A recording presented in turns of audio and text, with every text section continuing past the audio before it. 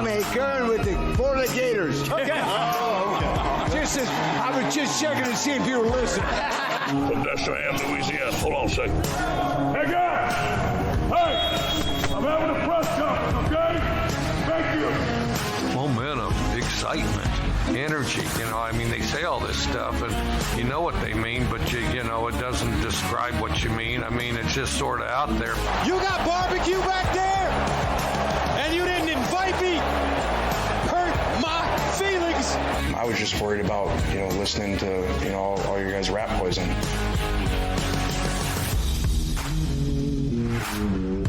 Welcome to Sideline Judgment. Here are your hosts, Sergio and Tyler.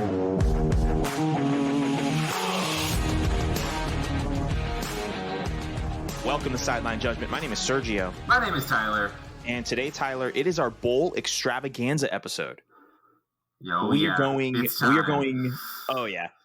in depth with, I don't want to say every single bowl game, but we will definitely mention every bowl game in this episode. We're also going to play arguably my favorite game of the year, which is, hey, Tyler, what does the sponsor do?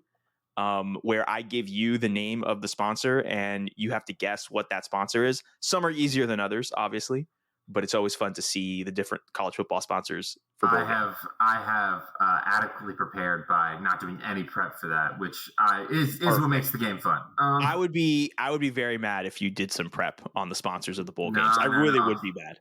But it's okay. You got to hit me bare. Yeah, let's go. Absolutely. All righty. Awesome. We're going to do all of that. We're going to talk about some of the new coaching hires. There's been a few more additions to silly season. Some people have lost their jobs. Some people have been hired at new jobs. We'll briefly mention the Heisman Trophy winner as well. But first, Tyler, we have to start with very sad news. Not the way we want to start, but I think the way that we should start. Two different figures. One has passed away. Another is, I hate to say the word close, but it could happen at any moment. Trending towards that direction. Unfortunately, it is. The first is Grant Wahl. He is, if you don't know Grant Wahl was the preeminent soccer journalist in the United States, specifically the biggest advocate for American soccer. You guys know me, I love American soccer. I watch MLS, big U.S. national team fan, stuff like that. So Grant was a very big part of my life in terms of reading up about the sport, in terms of listening to content about the sport. I have not felt this sad about a public death since Daryl Grove of the Total Soccer Show passed away a few years ago due to a battle with cancer. This was unexpected. The reports saying he was in Qatar covering the Argentina-Netherlands match last Friday, and that he at one point slumped over and was immediately rushed and got medical attention, and unfortunately passed away. He had said on his podcast earlier last week that he had been battling with bronchitis and that he had not been feeling well at the tournament. He had been to the clinic on site a few times. And you could hear it in his voice that he wasn't feeling good. But again, you think he's a healthy guy. He's talked a lot about fitness and stuff, and he's a very healthy guy. And so he just, didn't think much of it. And then he just suddenly passed away. He was 48 years old. He leaves behind a widowed Celine Gaudner. She was his wife. And if you know that name and that name sounds familiar, it's because she is a very prominent American physician. She's a medical journalist as well who specializes in infectious diseases and global health.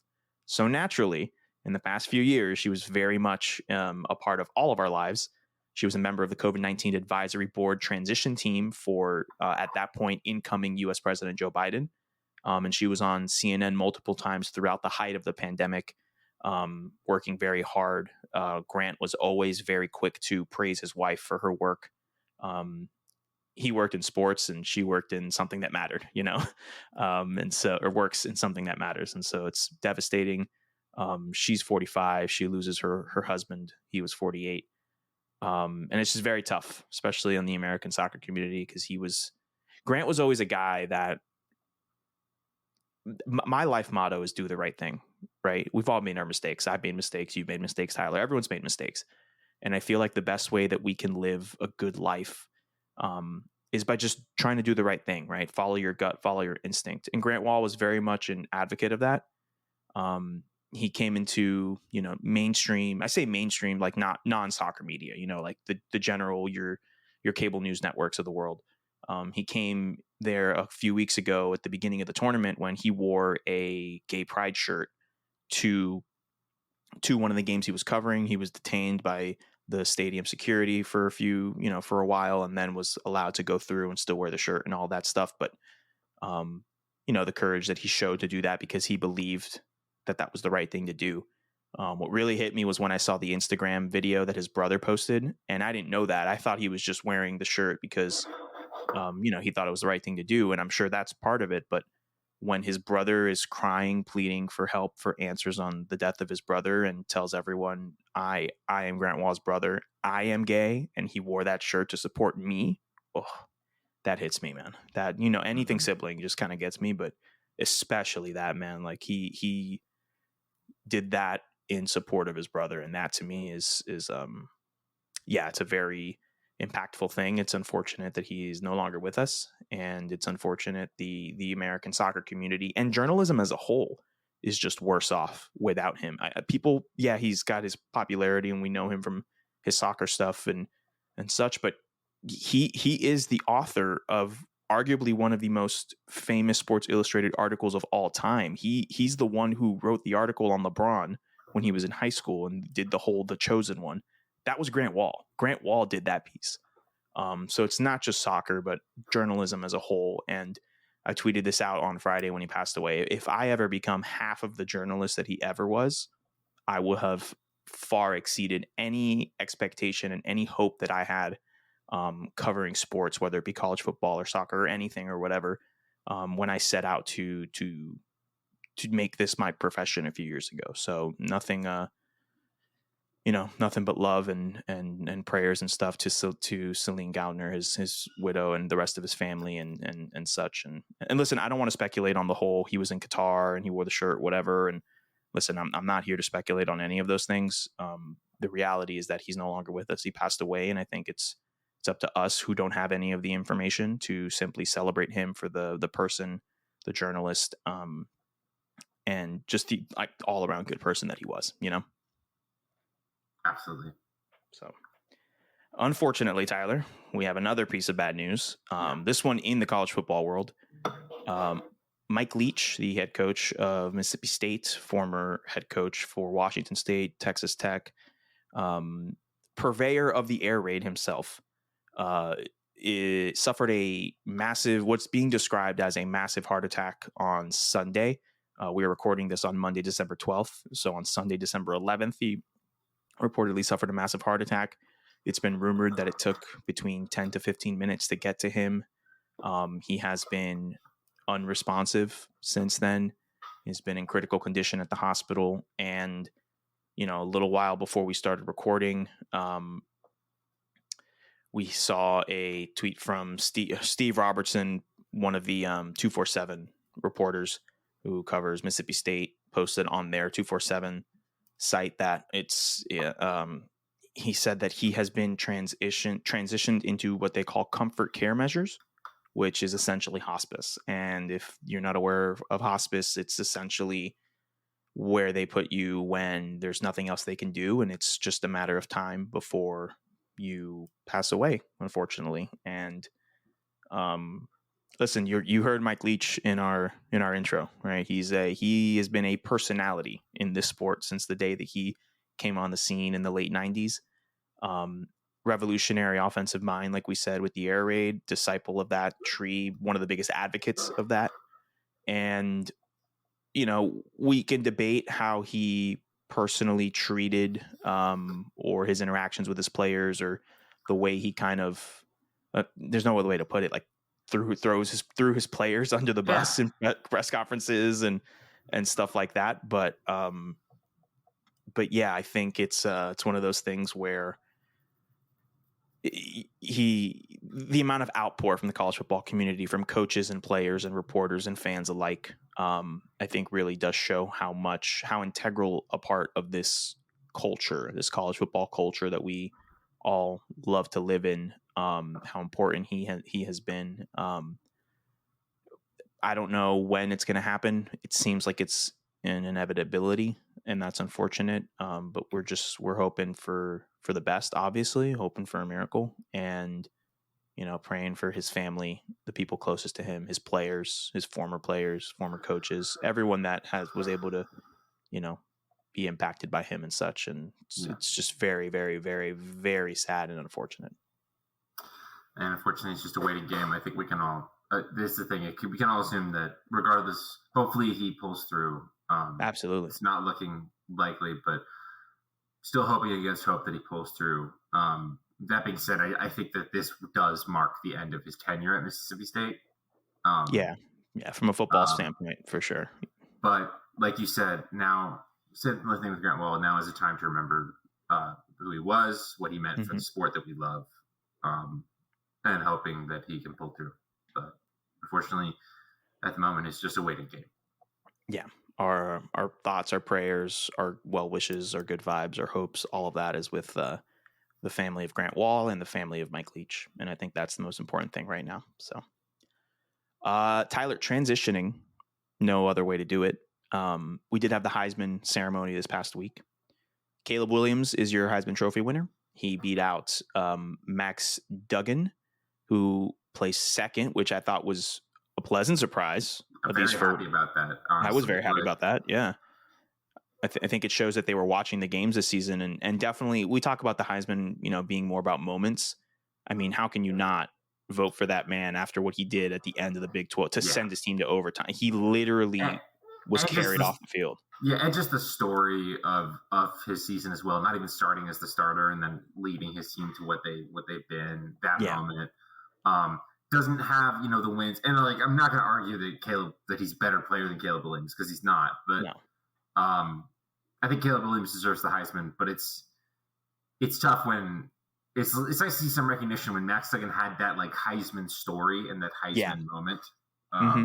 So I agree. The rest of the ballot was C.J. Stroud at third and Stetson Bennett the fourth. To lighten the mood a bit, I did see a tweet, and I forget who it was by, but when they posted the results of the top four, there was someone who quoted it and said, "Come on down to Stetson Bennett's Mercedes-Benz of North Georgia, where you can get the 4-for-4 deal, where you get 4 tires thrown in with a new car because he placed fourth in the Heisman, and he's Stetson Bennett the fourth." These Stetson Bennett car dealership jokes are just getting better and better and better. And honestly, the way that they're going, he's going to be an NFL backup for 20 years. It's going to be great. I can just see it happening, just the way that we've been joking about it. You know what I mean? Yeah. So congrats to Caleb Williams. Definitely deserves the Heisman. But I'm glad that Max Duggan came in second and such. So we don't have to mount this is the real Heisman Trophy winner campaign this season. I recognize Caleb Williams. Yeah, we acknowledge. We here at Sideline Judgment acknowledge the fact that Caleb Williams won the Heisman Trophy. Correct. Before we get into the Bulls, Tyler, because that's going to take up the majority of our episode. Few new hires in silly season. Barry Odom took the UNLV job. He was the Arkansas defensive coordinator. If that name sounds familiar to you, it's because he was the former Missouri head coach during the 2010s.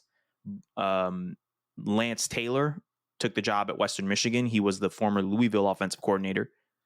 Troy Taylor, the former Sacramento State head coach who amassed a 30-8 FCS record at his time there, is now the head coach at Stanford, which is a bit out of left field, but I'm not mad about it because Stanford is a very specific place, has a very specific set of the way that they operate, and clearly has experience in the area with in Northern California with Sacramento and stuff like that. And I know it's not the Bay Area, but it's still within that same recruiting spot, Yeah. Interesting to see how that'll work out. I don't have a take on this because I honestly don't know much about Troy Taylor at Sacramento State. Same. But it could work out. And Stanford's very specific, like you just said. And I think it's good that they did get somebody in that mid to Northern Californian area who might know that area, because I think Stanford will have to. It's going to have to use that to their advantage. And I'm curious to see how many people turn this job down or kind of decline to be interviewed. Because I would like to know what the actual perception of this job is. Because if you're Stanford and you end up the optics of bringing up an FCS coach, no matter how good that coach is, and it could be the perfect hire. We don't know that, but at least in terms of the hiring optics, I'm interested to see how many people declined not to take this job. You know, every athletic director is going to say, "Oh, this guy was my first choice." Well, we know that most of you are lying, but I'm very curious to see the list for Stanford, and hopefully we can get that one day. I'd like that. And the last hire, probably the biggest one, Jeff Brom leaves Purdue to become the Louisville head coach. He replaces Scott Satterfield, who left Louisville to take the Cincinnati job. This is it's crazy. Louisville, I've heard it compared to when Mike White was hired by Georgia to be their basketball coach, and Florida fans were like, "Oh, okay, cool, yeah, great, awesome, incredible."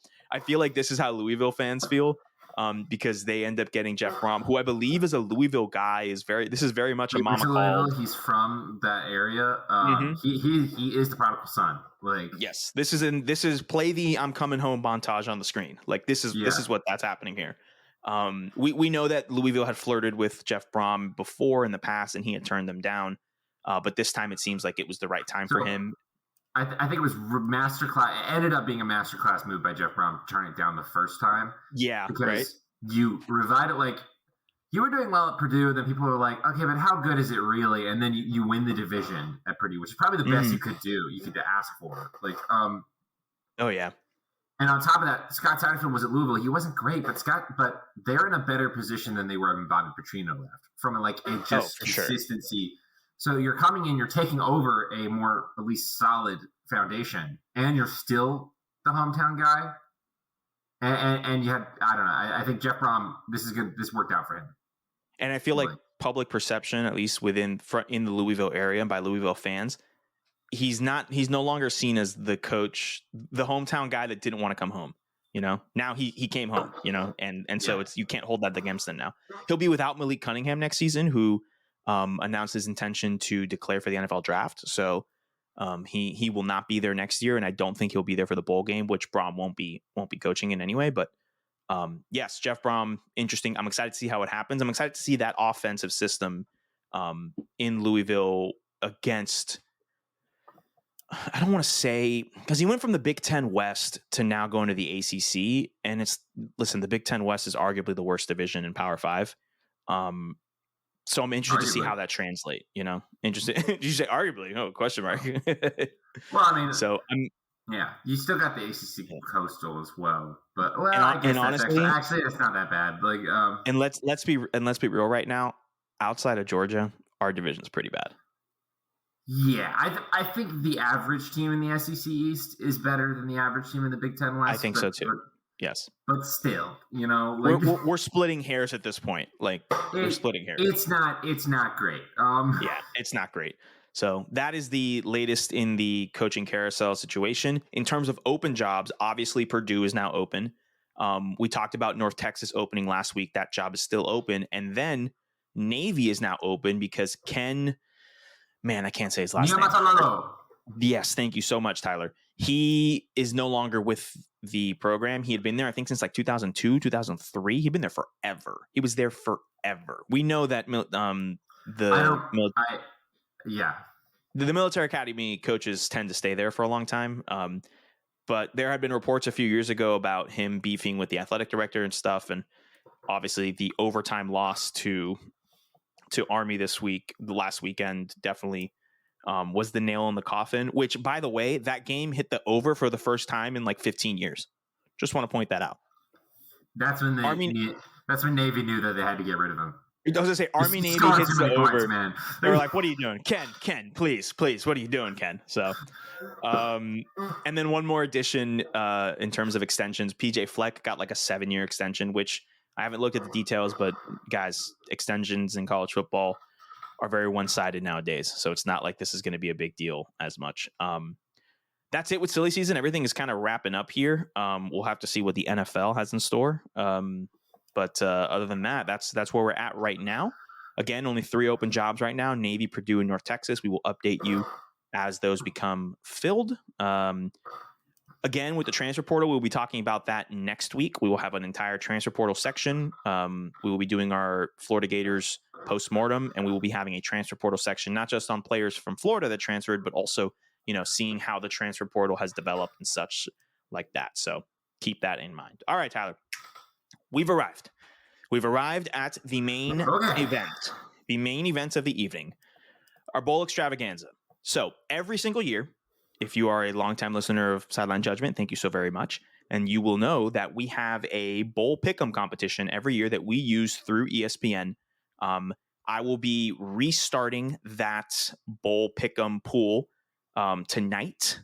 We're recording on a Monday afternoon. This evening, we will be starting it up. So by the time you listen to this, it will be available. Keep an eye out to the Sideline Judgment Twitter account. Keep an eye out to my personal Twitter account. The Sideline Judgment one is at SJ_podcast. My personal Twitter account is at SDELAES. I will be tweeting those out from the pod account and my personal account, so keep an eye out for that. The winner of the Bowl Pick'em Pool will have the ability to come onto the podcast during the offseason and have an episode entirely available to them, meaning they decide what we talk about, they decide what the topic is. Doesn't have to be college football related. This is a completely open thing. Last year's winners are my stepdad Raul and my girlfriend Alexa. We still owe them an episode, so those episodes will be coming this offseason. If you would like to have one of those episodes, make sure you win. And if Raul or Alexa win again, because they tied last year, if Raul or Alexa win again, they're going to get 2 episodes. So listen, everyone's going to get it. If Tyler and I win, then we won't do it. Maybe we'll put a poll out to see what we can do instead. But that is the prize. So please come on in. Join us. We will be posting it again on the Sideline Judgment Twitter at SJ_podcast, on my Twitter at SDELAES. Make sure you follow both. Make sure you keep an eye out within the next couple days. It will be live by the time you listen to this podcast. So go ahead and check that out. Join and have some fun. The first bowl game is this Friday, December 16th. So make sure you get your picks locked in before then. We do not do a weighted score. We just do a straight up 1-to-1. If you get it right, you get a point. If you don't get a point. So very, very, very excited for what's going on. Tyler, do you want to start with our bowl pick'ems? Way too much time. Yeah, sure. Okay. All right. I'm not editing that. I am leaving that in, just so you know. You want full honesty? But I have to do that. I thought I was going to sneeze. So okay. That's why it took me so long. Then it just didn't happen. The truth comes out. There we go. Yeah, I'll go first. We will again be having a side a side game here. I will be asking Tyler what the sponsor of each of these bowl games is, and he will have to guess as to what that sponsor does. Right. Tyler, are you ready? Oh, last thing. Tyler and I's picks on here will be our official picks that will be entered in our bowl pick'em pool. We will not change them. This is the moment where we decide. The only thing that might change is the national championship game, because obviously we have to wait for the semis to happen before we pick those. So we won't be talking about the Natty today, even though that will be an option in the pool, in the pick'em pool. We will make sure to have those picks in. We will be talking about that game the week leading up to it. We will have a full in-depth preview, just like we do every week about each slate of games. We'll be talking all about it, where we come back, we talk about some of the bowl games that happened, and we also talk about the Natty. So that's what's going to be coming up, just so everyone is aware. Now that that's out of the way, are you ready, Tyler? Oh, you know I'm ready. I'm ready to just make random decisions that are just not the right ones. Like, favorite thing about bowl season is that you can never actually, like, all the things. It's hard enough to pick games in the regular season, and half that stuff that you use to make those picks, you can just throw out in bowl season, because there's the motivation aspect, weird matchups. I'm so excited. Absolutely. Tyler, I also want to ask you, 1 hour 2022 season pick'em competition, regular season. So I am giving you the option, Tyler. Do you want to pick first in the first game, or do you want to pick second? Because we will then be alternating as we do with 5-wide. Well, I'll go first. You want to go first? Perfect. You will go Without first. looking at the order of things, I want to go first. Perfect. Tyler, the first bowl game on the docket, Friday, December 16th, we have the Hometown Lenders Bahama Bowl. It pits Miami of Ohio against UAB. It is an 11:30 a.m. Eastern kickoff on ESPN. Before you pick, Tyler, what is Hometown Lenders? I imagine it's some sort of like loan company, like for buildings and things like that, like lends you money for buildings and whatnot? So you're close. It is a loan company, but it's just like a normal mortgage. Oh, just normal? Normal for normal people. Yes, I'm here on the website, and I love the fact that on the main website they have a countdown to the Bahamas Bowl. It's like the logo, and it says like 3 days, 19 hours, 45 minutes, 55 seconds. Yeah. It's kind of funny. So correct, you got that one there. Tyler, you pick first. Do you want Miami of Ohio or UAB? I'm gonna go with the Blazers. Even though they hired Trent Dilfer as their head coach, not that it will matter for this game, but which is a weird thing. But I think last time UAB played in the Bahamas Bowl, if I'm correct, they won. So and I believe so. Pretty good. So they're going down to somewhere nice and warm. I'm going to take the Dragons. I will also take the Dragons. Both of these teams are 6-6, and again, every MAC team is the same to me. So we just don't know what's going to happen. I'd rather take the team that I've seen play a few times this season. I'll take UAB. Tyler, also on Friday, December 16th, we have the Duluth Trading Cure Bowl. It pits number 25 UTSA against number 24 Troy. It is a 3:00 Eastern kickoff on ESPN. Really good game to kick off on the first day of games. Really great second game of a doubleheader. But before that, Tyler, what is Duluth Trading? Okay.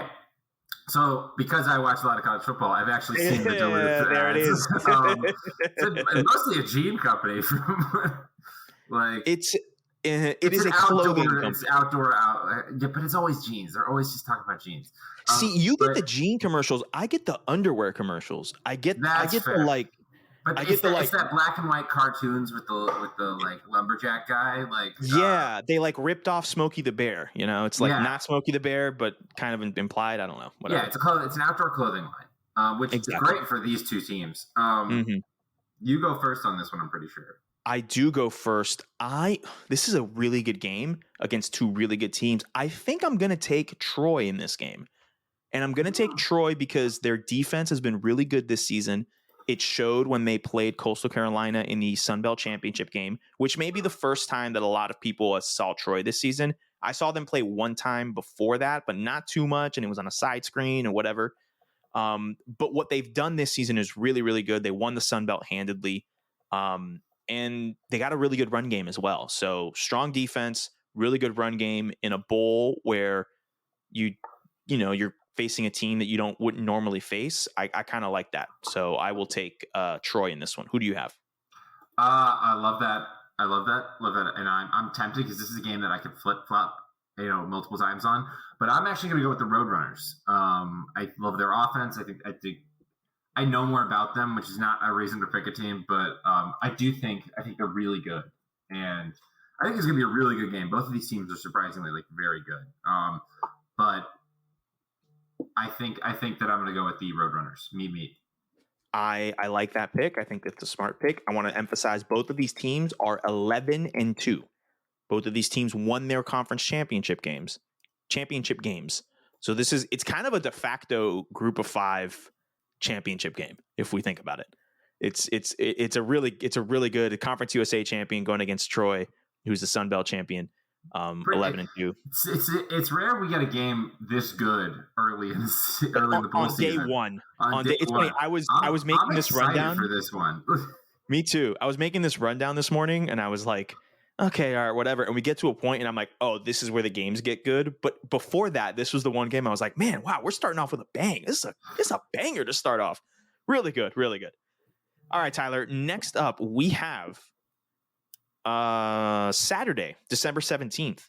We have the Wasabi Fenway Bowl pitting Cincinnati against Louisville. If this sounds interesting, it's because Louisville's head coach left and is now the Cincinnati head coach. Scott Satterfield is now the head coach of the other team in this bowl game. Obviously, he won't be coaching in this game. 2 interim head coaches, though. 2 interim head coaches as well, because Cincinnati's coach, Luke Fickell, left to take the Wisconsin job. So interesting matchup here. But Tyler, before that, what's Wasabi? I mean, I imagine that it's, a company that sells wasabi.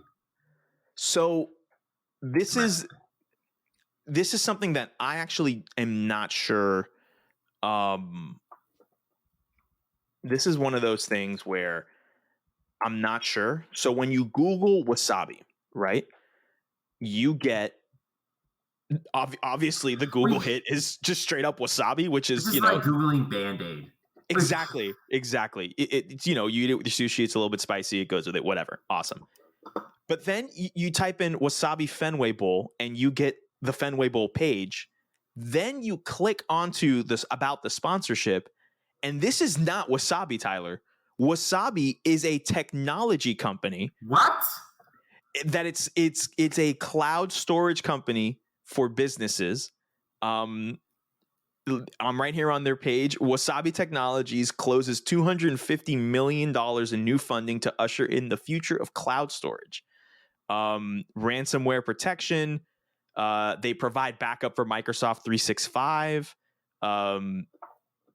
Yeah, man, it's a technology cloud storage company for businesses and stuff like that. They're yeah, that's what it is. It is not the it is not Wasabi. So that is what that sponsor is. Thanks, college football, for having the weirdest sponsorships. Why? Tyler, you get to pick first. Which interim coach led team are you leaning towards, Cincinnati or Louisville? I'm gonna go with. I think Cincinnati's been better all season, so I'm gonna go with Cincinnati. Even though it's weird because you're not having Luke Fickell, and I think Luke Fickell means more to Cincinnati than Scott Satterfield does to Louisville. But Cincinnati's also better than Louisville, so missing the both coaches is kind of this weird thing.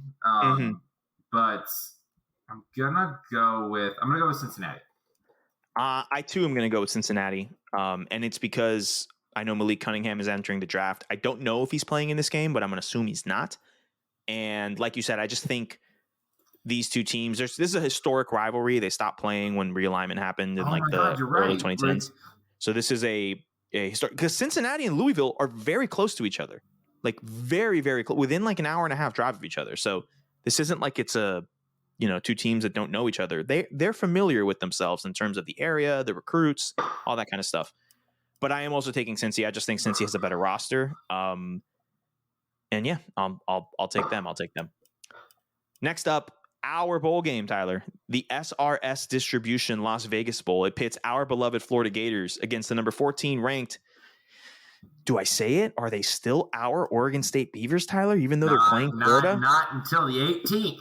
Not until the 18th. Got it. There's a moratorium. There's an embargo on claiming the Oregon State Beavers until Sunday the 18th because they play our Gators at 2:30 Eastern on ESPN in the SRS Distribution Las Vegas Bowl. Tyler, what is SRS Distribution? It is a private mailing company, like mail and packaging company. No. Yes, I'm going to go with it. So packaging, yes, I'll give you packaging, but yes. I know it's not packaging the way you were thinking. You were thinking more like a DHL, like a UPS type thing. Per the website, SRS Distribution is the fastest growing distributor of building products in the United States, committed to serving the professional roofing contractors business.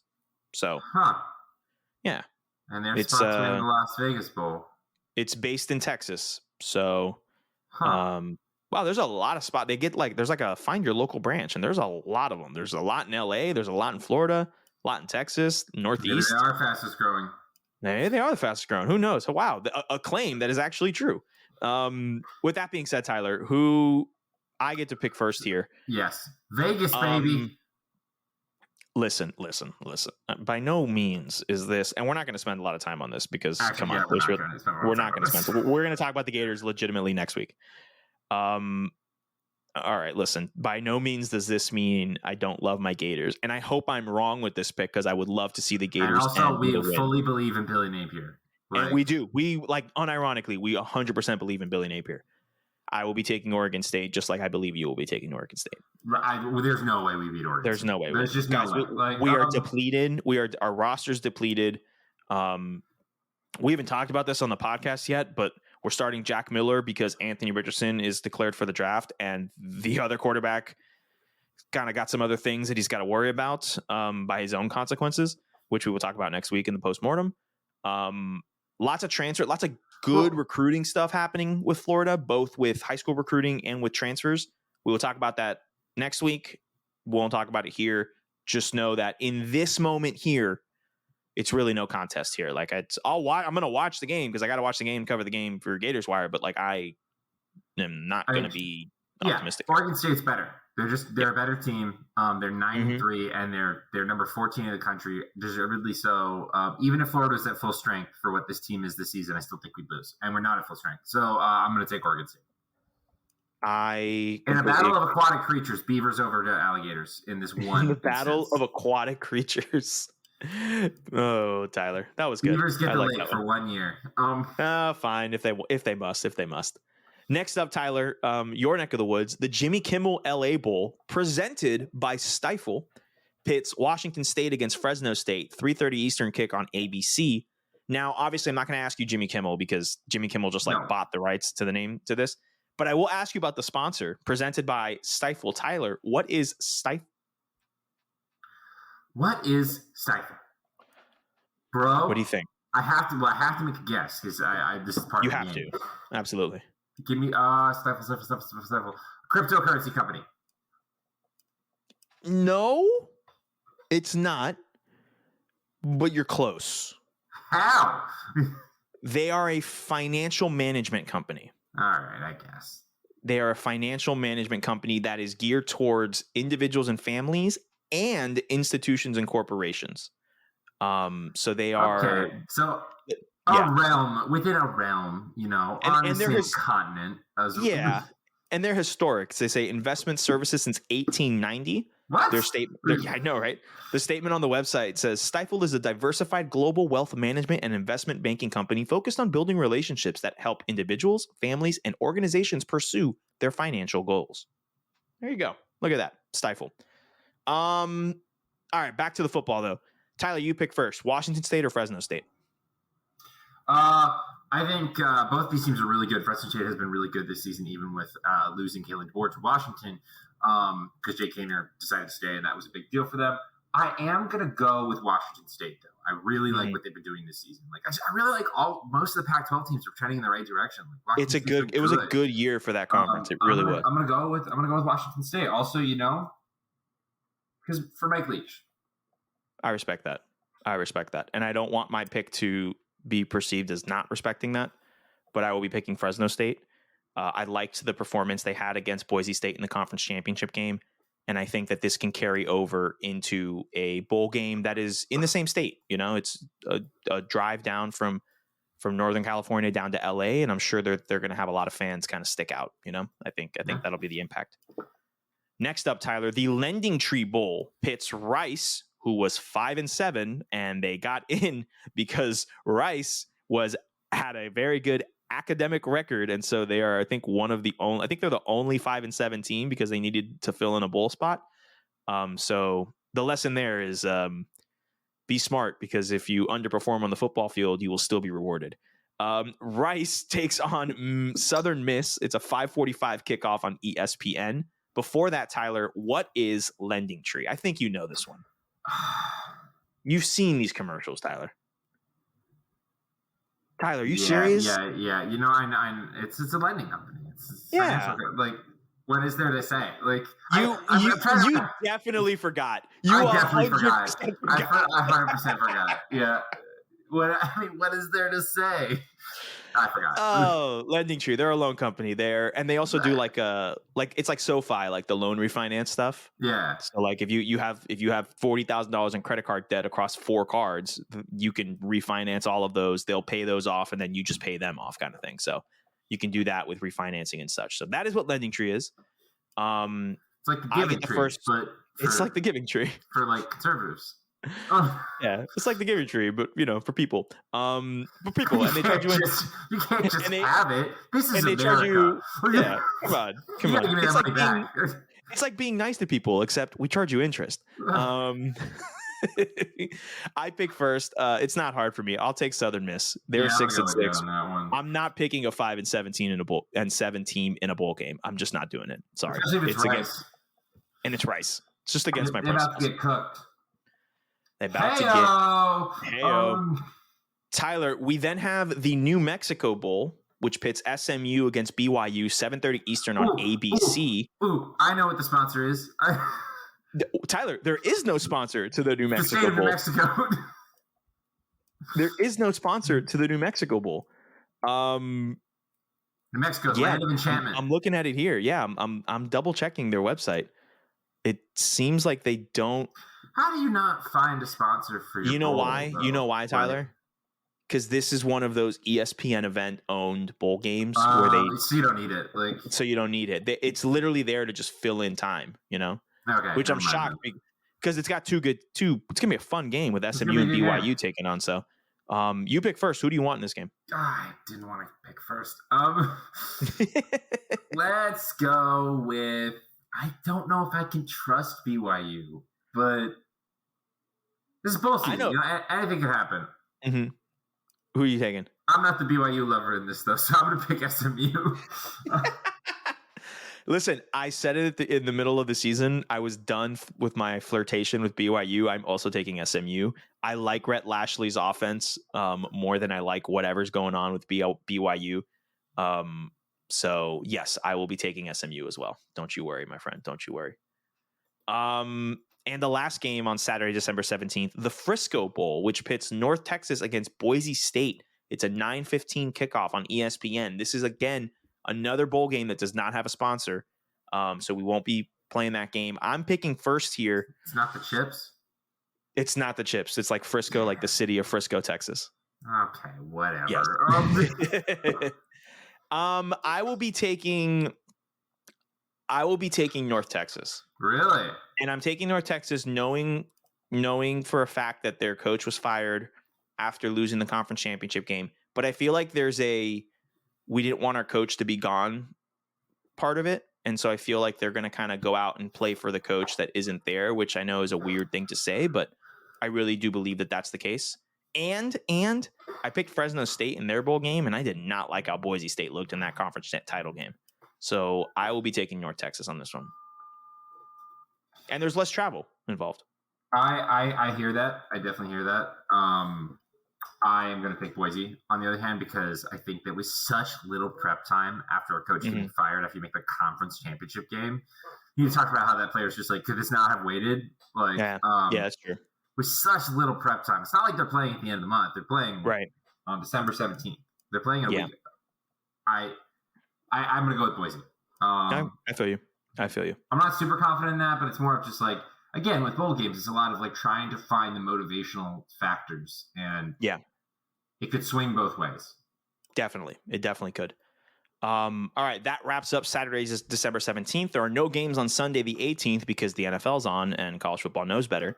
So on Monday, December 19th, we have the Myrtle Beach Bowl, Tyler, which pits Marshall against UConn. Hello. Welcome to a bowl game, UConn. Hello. That game is at 2:30 Eastern on ESPN. This is sponsored by the city of Myrtle Beach. So again, no sponsor on that one.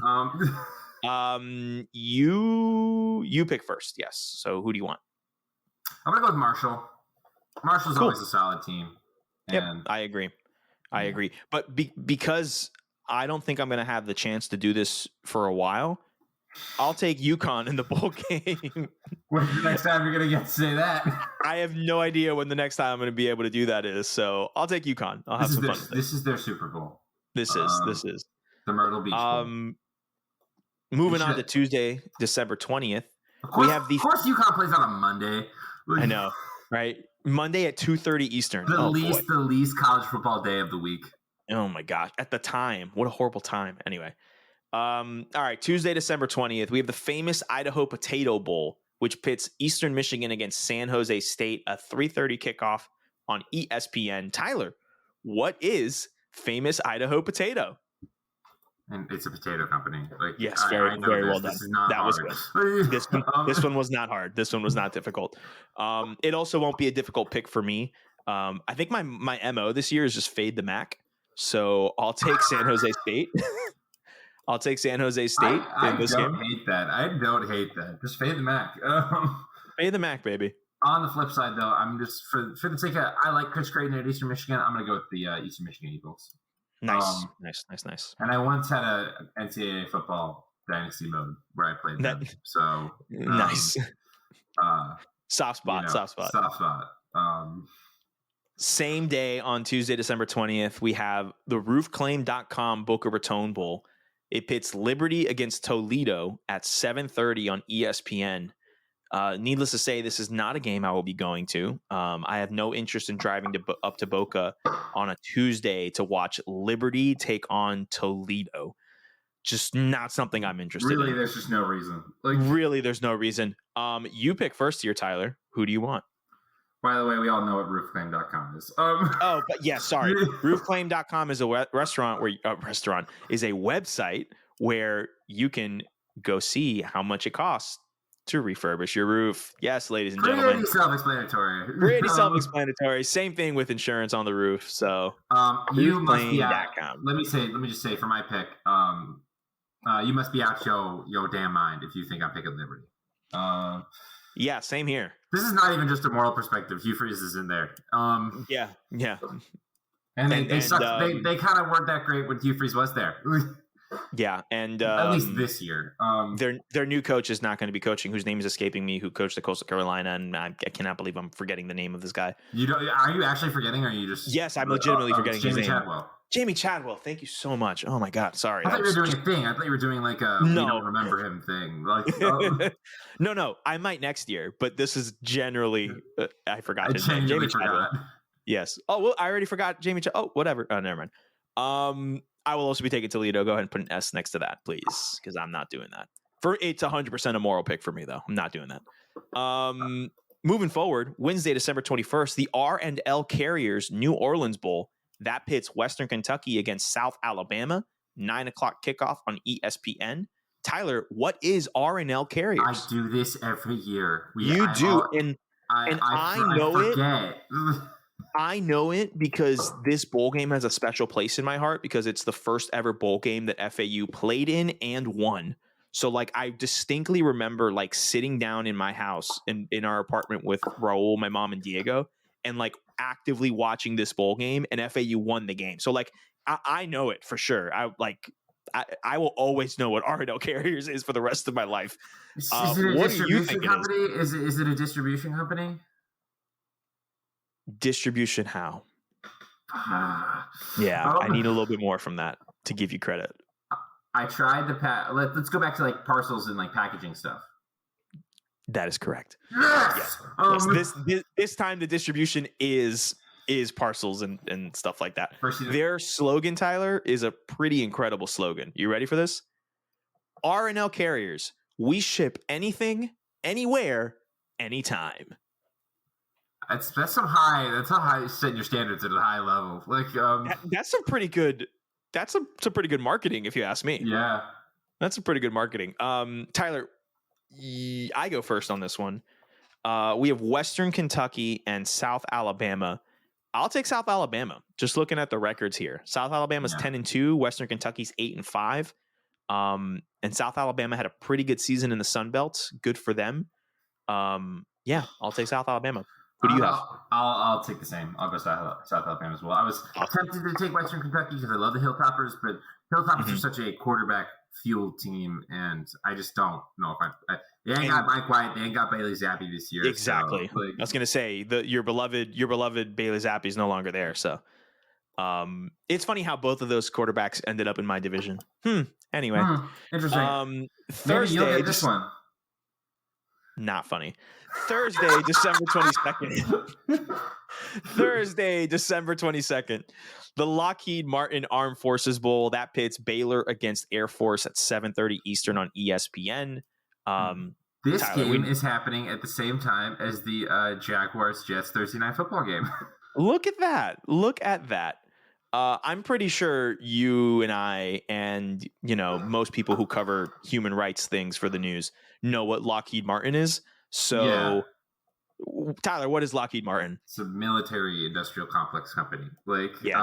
It's pushing the military narrative is what it is.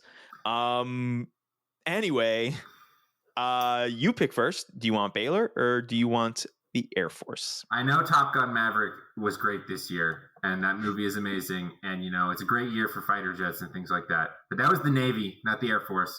So I'm taking Baylor. I didn't know where you were going with that. I didn't know if that was your justification to pick No, them. that was the Navy. Just...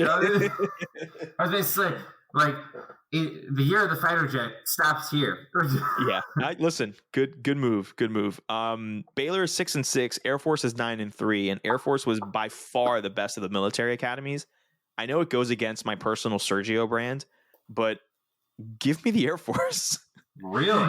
Yeah, I do. I think this is going to be. I think Baylor obviously had a setback season. I still think they're a good football team. I still think that defense is capable of stopping any team that they want. But I don't know. I feel good about Air Force this season. I liked what I saw in the couple games that they played. So I'll take Air Force. It's always wild to me that the Air Force doesn't run the air raid. Like I know why, but I just feel like it's a missed opportunity. Like, I completely agree. Like I would be such a menace anytime Air Force scored a passing touchdown. If I was on the call for the game, I'd be such a menace. Yeah. Next up, we have Friday, December 23rd. We have first the Radiance Technologies Independence Bowl, which pits Louisiana against Houston, a 3:00 kickoff on ESPN. Tyler, first, what is Radiance Technologies? I am going to guess that it is a solar energy company.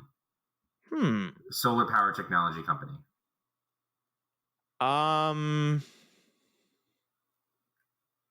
This is one of those companies that their description is really vague. Like we just exist. Yeah, but this is not solar energy. Damn it. This is definitely. I wouldn't be surprised if this was created as a shell company for the military to hide some stuff. I'm not joking. I don't think you're joking either. That's funny though. This is their website, right? It has Radiance Technologies. On the logo it says 100% employee owned, which already stop the cap. We know that's not true. And then it says concepts to capabilities, and the picture is in what they call an experimental mobile high energy laser that is just overlooking what looks like a desert. So I can either imagine it's in somewhere in Arizona or it's somewhere in the Middle East, and both of those scream military. So they say that their promises are priority, people, and culture. The description for our solution says, we provide innovative solutions to our customers' greatest challenges. Our customers operate in an environment where adversaries are constantly evolving and rapidly advancing. Radiant solutions provide technical advantage. Did I say that? Yeah, I read that. I read that right, which it's written incorrectly. Radiant solutions provide technical advantage and operational superiority for our nation. We provide intelligence analysis and warfighter support to the intelligence community and Department of Defense to enable effective military operations and protect our troops from harm. Have y'all ever heard of a comma? Good Lord. What a run-on sentence. We specialize in intelligence analysis of threat systems across land, sea, air, space, and cyberspace domains. Okay. And he just keeps going. Cyber, directed energy. Oh, directed energy? Includes both high energy lasers and high powered microwave has become. Oh no! See, I was hoping they were close. And we said harness solar power. Energy, I would leave. Okay, it's basically just solar they work with the government. Weapons of mass destruction. Yeah, literally, which don't exist. But then, anyway, it's basically the atom bomb. But ladies and gentlemen, we got him. Louisiana or Houston, Tyler? I pick first. You go first on this one. I feel like, given the sponsor, I gotta go with Houston, right? Yeah. I feel like, given the situation, I gotta go with Houston. I'm not proud of it. It's not supportive of my morals. I'm going with Houston too. Yeah, I also just think that they're a better team than Louisiana. Houston, we have a problem. Whoa there. Hello. Oh man. Okay, we spent way too much time on that. Same day, 6:30 Eastern on ESPN, we have the Union Home Mortgage Gasparilla Bowl, which pits Wake Forest against Missouri. That game is played in Tampa. We know exactly what the Gasparilla Bowl is. I'm assuming you know what Union Home Mortgage is. I know that it's not as good as Bad Boy Mowers, but Oh, Tyler, we will get to Bad Boy Mowers. Just you wait. Just you wait. So, Wake Forest, Missouri. We know that Union Home Mortgage is a mortgage company. We don't come on, it's in there. Like, you pick first. You want Wake or do you want Missouri? It's all around one thing. Is Sam Hartman playing? And my sources say yes. And so if Sam Hartman's playing, I'm not taking Brady Cook to play. Are you kidding me? Like, yeah. Go ahead and Wake Forest. Go ahead and put an S next to your T there. I'm so excited to see future Florida Gators quarterback Sam Hartman do some things to this Missouri team. Holding out, baby. Hold it out. He's gonna transfer on Christmas. It's gonna be a miracle. Merry Christmas, Florida fans. On Christmas Eve, we have the annual tradition, which is how can I convince my parents to put on this college football game in the middle of a holiday where I'm supposed to spend time with my family. It's called the Easy Post Hawaii Bowl. It pits Middle Tennessee State University against San Diego State. It's an 8:00 Eastern kickoff on ESPN. Tyler, what is Easy Post? My gut tells me to go with like another mailing service, but I'm actually going to be like, no, it's an automated social media posting service. I love the logic there, but you should have gone with your gut. The slogan on the website is the complete shipping solution. The description says save up to 88% on retail rates using our modern shipping API, tracking API, and address verification API for USPS, FedEx, UPS, DHL, and many more. So, yes, it was shipping, Tyler. It was shipping.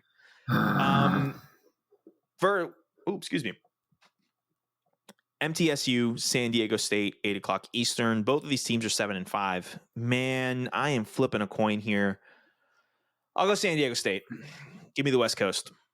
I'm feeling nostalgic. I feel like I miss you, Tyler, and you're back on the West Coast. I was going to take the West Coast as well. West Coast supremacy in regards to time zones. Calm down on that one. All right, listen. All right, you made the pick. It's too late. It's too late now. I actually do genuinely think that Middle Tennessee traveling and San Diego State traveling to Hawaii is going to favor San Diego State. Big difference. Big difference. But hey, look, MTSU, you get Christmas in Hawaii. Who's complaining there? Again, this is the greatest bowl game ever. You should want to have this bowl game. Yeah. Like if you're struggling in the season, you should be telling your AD by like early November, like, hey, we already got the 6 wins. Like, listen, man. If we're not going to like the big ones, let's go to this one. That or the Bahamas Bowl, which Bahamas Bowl might be better because it's first, and then you just get off for Christmas. That might be better. I'm not still spend it with your family, but still spend exactly.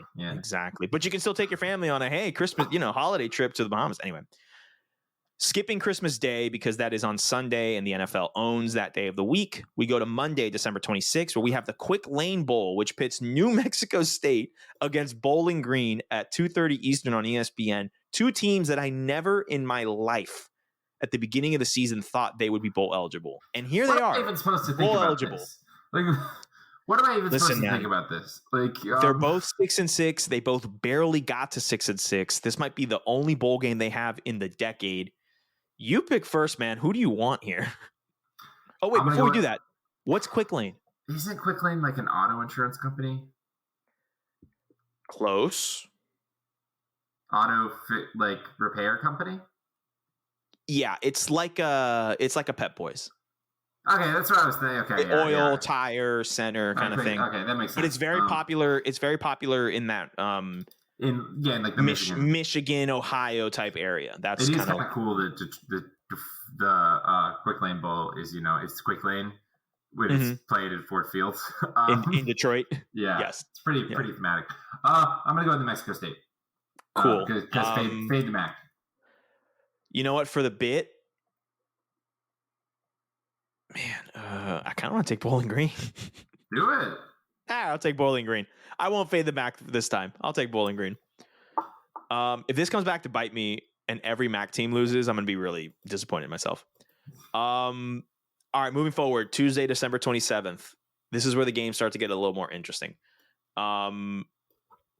We have the Camellia Bowl, which pits Georgia Southern against Buffalo. It's a noon kickoff on ESPN. Tyler, what is camellia? I thought camellia is a flower. It is a flower, but like, why is this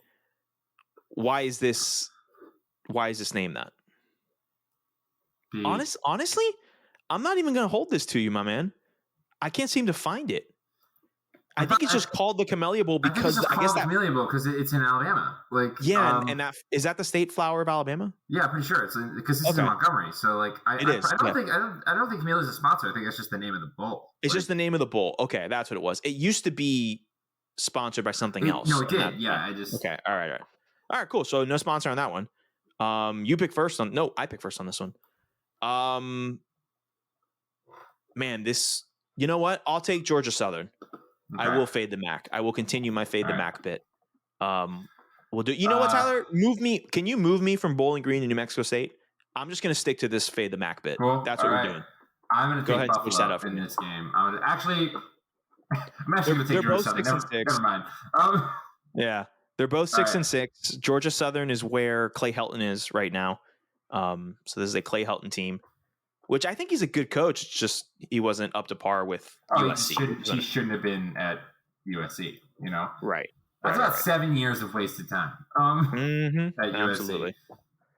All right, cool. Next up, we have the Serve Pro First Responders Bowl, which pits Memphis against Utah State, 3:15 Eastern on ESPN. Tyler, what is Serve Pro? Is Serve Pro another military technology company? No, I can confirm that it is not a member of the military industrial complex. No, it is not. Is it an auto company? No, and I'll give you one last guess before I tell you. Insurance. It's kind of the same thing, isn't it? Like it is not insurance. It is a cleaning and restoration company. Oh, so they're the people that come in after something happens to your house and you need to clean it up before you rebuild and reinstall. Mm-hmm. So on their website here, they have water damage, fire damage, mold, construction, storm, commercial, specialty cleaning, and general cleaning. They have locations all around the country, because to the point where on the bottom here, the page says call for service, and they have the national call center, and they have your local Serve Pro, which has a Broward County area code on it. So that is, this is like a cleaning. This is like a cleaning company, restoration company. So, which is based in Tennessee. All right, interesting. Cool. Good. The more you know. You go first. I go. Who do you want? Yes, I go first. I'm gonna go with Memphis. I like Ryan Silverfield, the head coach of Memphis. So I'm gonna go with them. I'm debating this one. No, I'll take Memphis too. I was debating because I kind of thought maybe Utah State would. I don't know. They're both 6-6. I also like Satterfield, so I'll take them there. All right, next up, Tyler, we have the Ticket Smarter Birmingham Bowl, which pits Coastal Carolina against East Carolina, 6:45 Eastern on ESPN. I will let you know, Grayson McCall will be playing in this bowl game. He announced right before we started recording on Twitter that he will be playing in the game, which is an important piece of information for us to have to make the pick. Number one. Number two. Are you sure?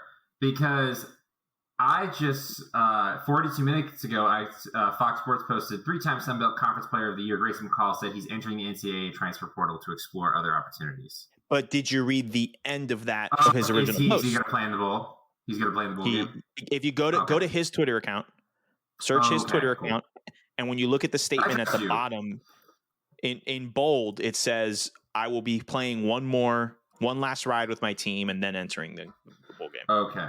Good. I'm going to double check that. Can we take time out to talk about Grayson McCall in the transfer portal? Like, huge. Like from a Florida perspective? Well, just no, from a college football perspective. Like, he immediately to me is like one of the top quarterbacks available. Like, I think so too. You saw how important he was. You saw how I just sent you the what he posted on Twitter in your text. Okay. You saw how important that team was and how they kind of like collapsed without him. You know what I mean? So it's like it definitely is I think to me becomes immediately, like you said, the most important, the biggest player in the in that portal. You know, the quarterback. Fair. I mean, like until Sam Hartman makes it official, Like to me, Grayson McCall, I would take Grayson McCall over Devin Leary personally. Like you would take Grayson McCall over. I think Grayson McCall is the best quarterback currently in the transfer portal, only because Sam Hartman is not officially in the transfer portal. You know, it's rumored, but he has not said he's in the transfer portal yet. Like, yeah, that's true. That's true. The only like it's either him or Devin Leary, and I think Grayson McCall is better. Yeah, they're both good. I like him. I think he's. I mean, they're all better than JC Daniels. So. You don't got to do that. Why you got to? I mean, it's not wrong, but like, why you don't have to do that? Just strays out here. Just strays, man. Okay. Yes, he will be playing in the bowl game and then be entering the portal. I like that. I think I agree with you. I love that he is probably the best one, and I like that he's playing in the game too. I think that's good. Before I ask you first let me ask you, what is Ticket Smarter? It's Ticketmaster, except for they moved the R around and they added they moved the S around and they added an R in. I honestly would not tout that. It is a ticket company. They're trying to rebrand after the Taylor Swift thing. So this is how you know that Ticketmaster is a monopoly. I was typing in the Google Doc. I was typing the name of it, and I typed it correctly, Ticket Smarter, and it corrected to Ticketmaster. And I didn't notice until I was like almost done with the doc, and I just went back to double check, and I went, wait a minute, that's wrong. So can confirm. Swifties, get on this. Yeah. Solve this problem for us. Sports fans everywhere are begging you to do something because they won't listen to us, but they'll definitely listen to you because you guys are psychotic in a way. So please do it. Use that to be productive. Please, yes. I pick first here. I think with the news of Grayson McCall coming back to play that game, one last ride, I got to go with Coastal Carolina. Am I right?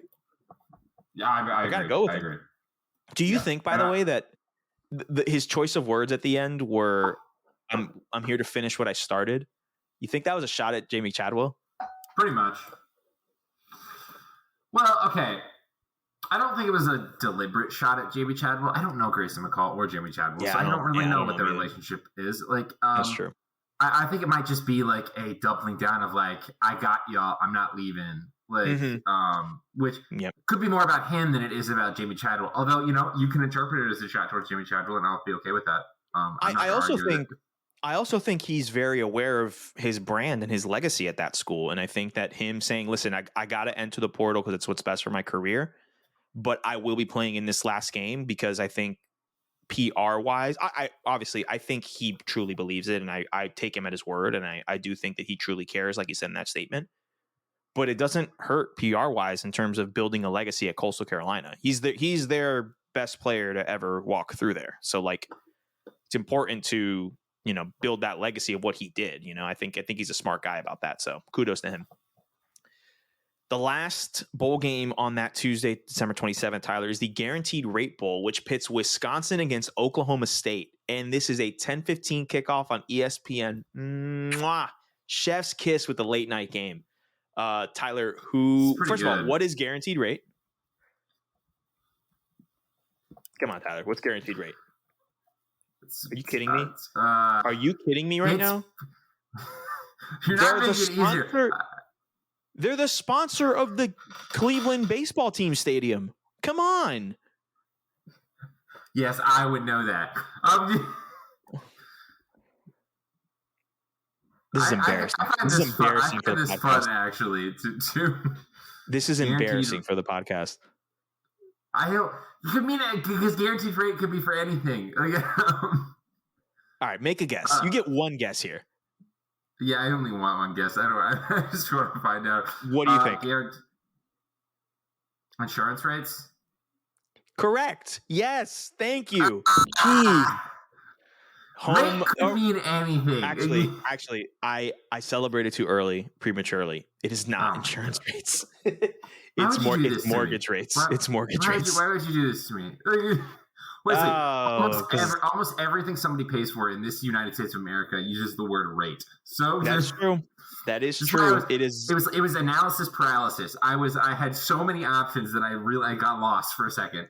And that's on me, coach. And that's on me. I prematurely celebrated. It's mortgage rates. It's mortgage rates. This is like when you return a punt for a touchdown and then call it back for a flag. Yeah, agonizing. Well, to make up for it, Tyler, you get to pick first. Do you want Wisconsin or do you want Oklahoma State? The two teams that absolutely collapsed this year, and both of their starting quarterbacks who weren't that really great this year, both of them have transferred, or in the portal. Mm-hmm. I'm going to go with Oklahoma State because I think that even though they kind of fell apart at the end of the season, they have a higher ceiling, and Wisconsin's just been mid all year. Now, I don't think Wisconsin will be really that much different if Graham Mertz not playing quarterback. True. I just still think that Oklahoma State might be better than them. So I see that. I will be taking Wisconsin, though, because if you look at the advanced numbers, and selfishly, that is something I have access to. But I was looking at this the other day. Great. I was looking at this the other day. Their running stats are actually really good in the back half of the season. And Oklahoma State has just not been a good team in the back half of the season. So I will take the team trending upward versus the team trending downward. That's the philosophy here. You feel me? Sure, fine, whatever. Wednesday, December 28th, the Military Bowl presented by Peraton. And that pits UCF against Duke. It's a 2:00 kickoff on ESPN. Tyler, we know what the military is. What is Peraton? It's Discount Peloton. That's funny. It is not. It's some sort of military industrial complex company. Oh my gosh! If you could see this, I'm gonna text you this website, and I want you to see. Please click on this website. I want you to see awaiting the text. The graphics that come up when you click on this is just an absurd level of graphic design. Okay. Whoa. Yeah. You see this right here? The slogan, actually.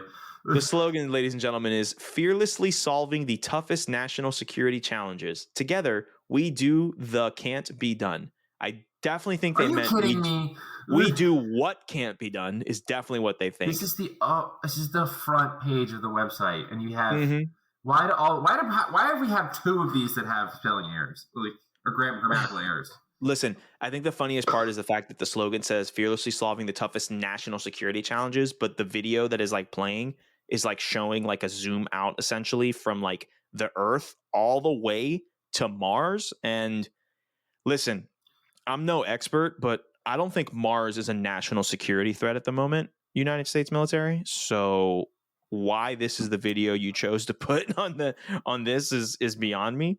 Hey, you're paying those graphic designers for something. You might as well use them. You're going to get it. You're going to get your money's worth. Stability in a constantly changing landscape, which just sounds like fear-mongering.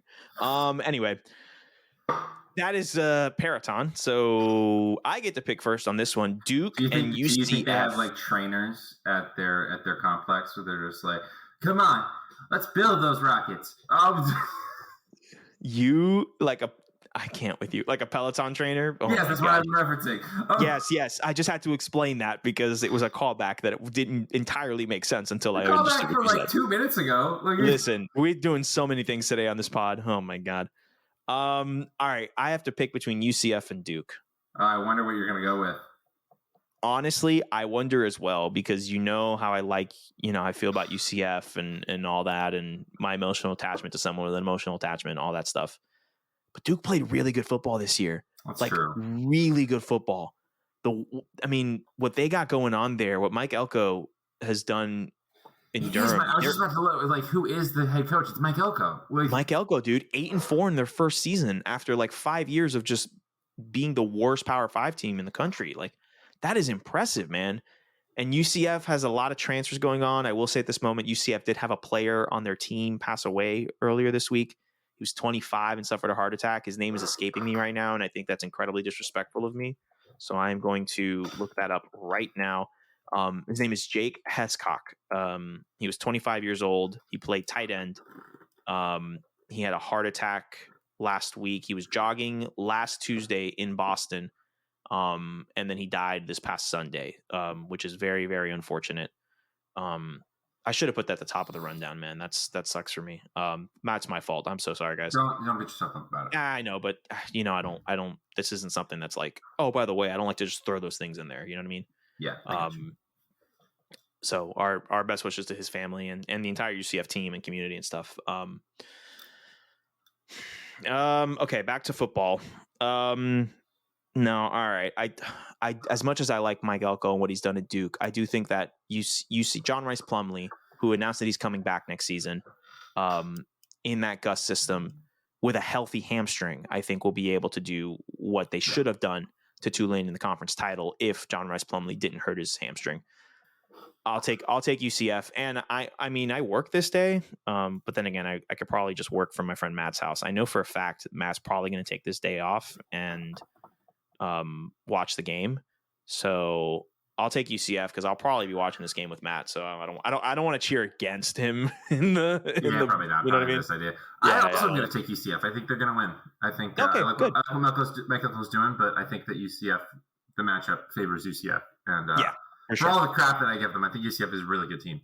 Yep. No, I agree. I think they're good. When healthy, they're good. And I think when having the right players with the Gus system works if you got the right players. The issue is that the Gus system wasn't good enough to win a national championship. And that's why Auburn, well, it's also Auburn, so we never know what's going on there. Yeah. All right, moving forward. We got a lot more games to get through. The AutoZone Liberty Bowl. Tyler, we know what AutoZone is. Get in the zone. AutoZone. Wow. This pits Kansas against Arkansas, or as my mom would say, Kansas against Arkansas. 5:30 Which, kickoff. I would like to point out, I've done this before, is technically incorrect because Arkansas was a member of the Union before Kansas was. So technically it should be Kansas if we're going by that logic. Oh. So choke on that. Oh, so you're just going to completely ignore Native American language and all that history that was here before the United States was even an Jessica's imagination. going to dunk on TikTokers. Yes, absolutely. Yes, America. No, Are you sure? right. Are you sure this isn't sponsored by a military-industrial complex? Anyway, I'm joking, of course, but of course. So as am I. Kansas and Arkansas, 5:30 Eastern on ESPN. You pick first here. Do you want Kansas or Arkansas? it sounds so stupid now that you say does. it. It really does sound bad. I realize how stupid it is, but I just like pointing that out. Come on, you think that this podcast is going to bet against Lance Leipold in a bowl game? Well, we did say at the beginning of the season we were an Arkansas Razorbacks podcast. Yeah, but I mean, we haven't mentioned that in a long time, though. Yeah, because they were supposed to be better than 6-6. Kansas being 6-6 is A+. That's true. This is. I'm going to use my. Kansas makes a bowl game, and you think I'm going to pick against them? Absolutely not. It's my UConn logic. You can go ahead and put me next to you as well. I will also be taking Jayhawk. All right. Rock chalk, baby. Rock chalk. I actually think this game will be really good. I do as well. I think it'll be fun. I think I'm very excited for this game. Liberty Bowl usually actually does have good games. I don't know why, but I like this matchup.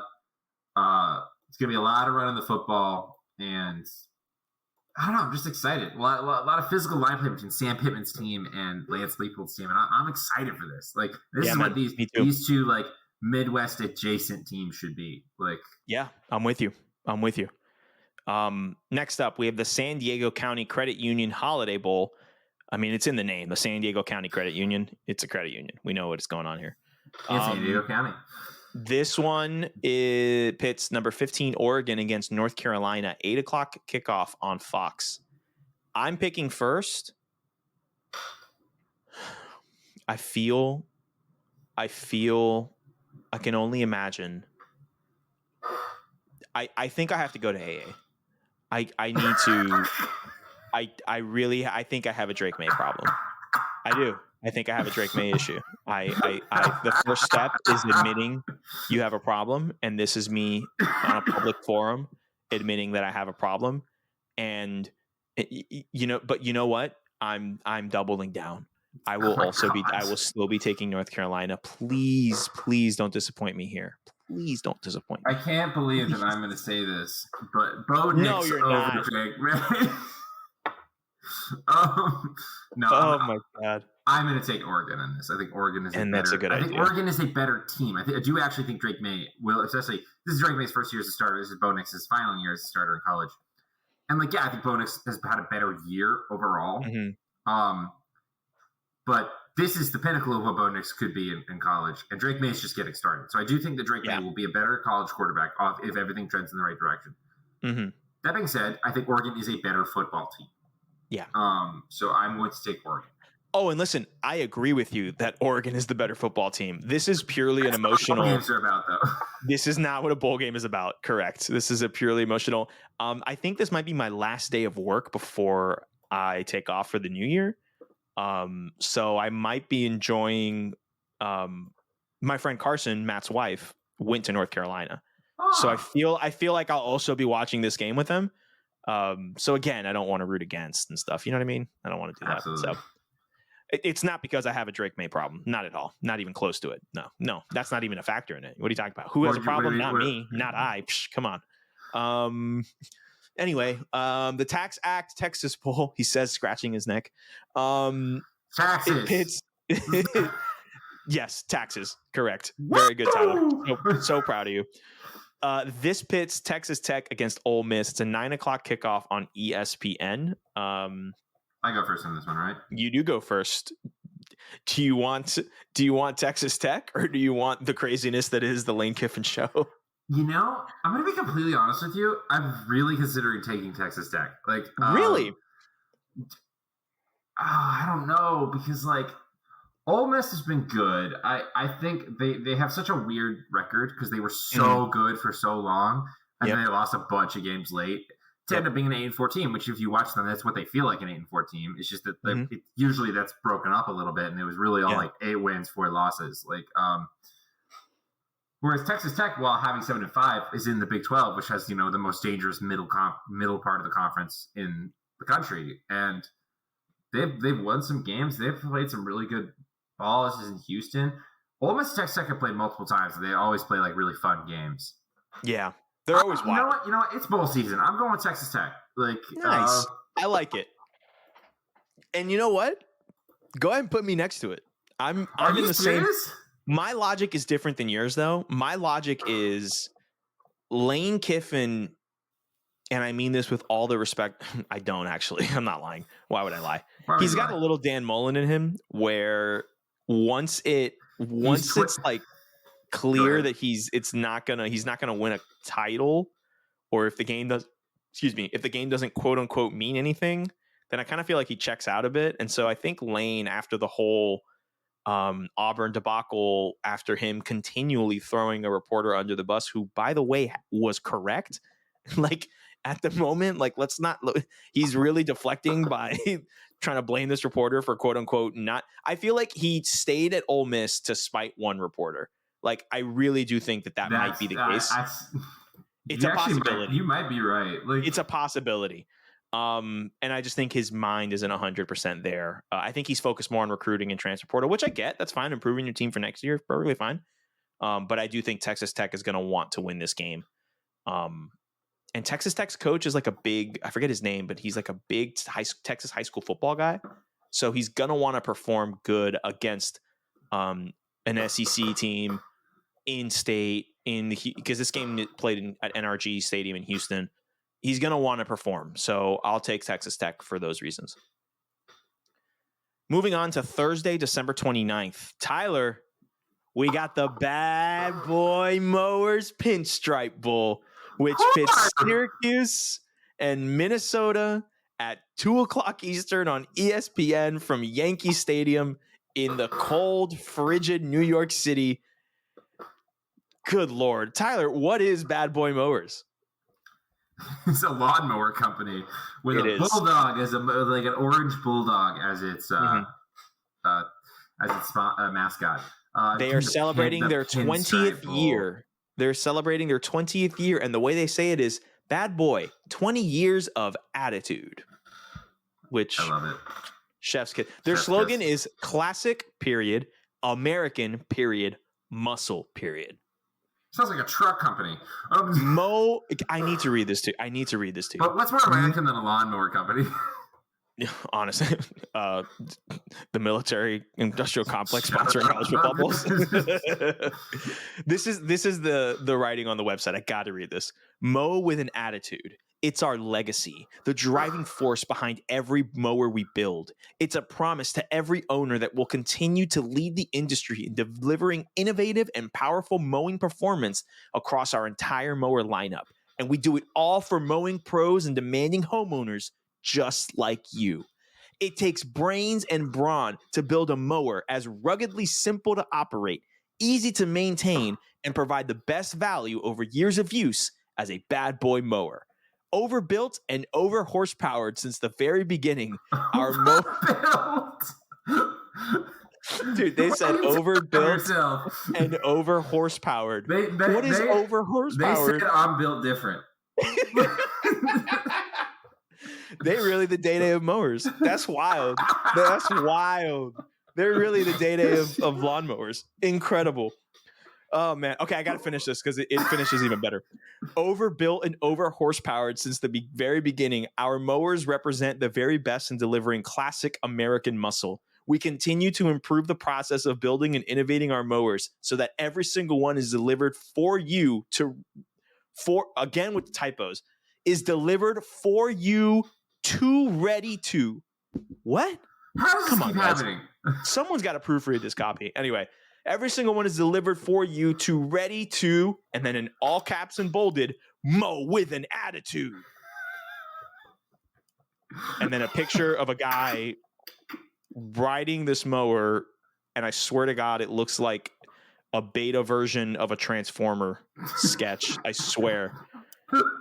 Oh my God. Introduce. Hey, you want to guess how much these mowers go for?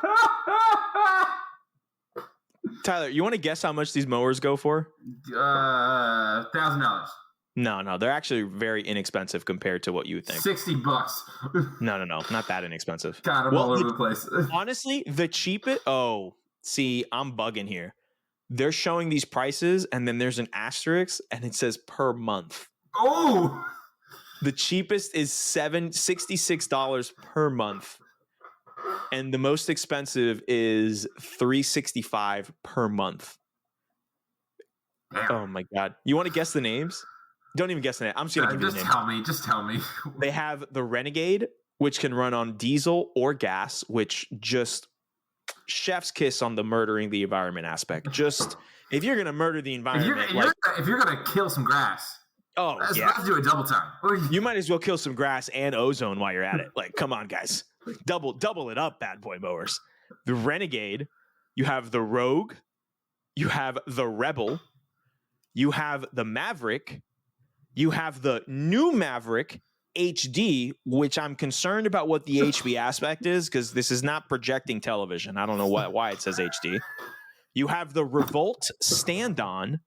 You have the Walk Behind, which I swear looks like a high school robotics team's contraption that placed in third.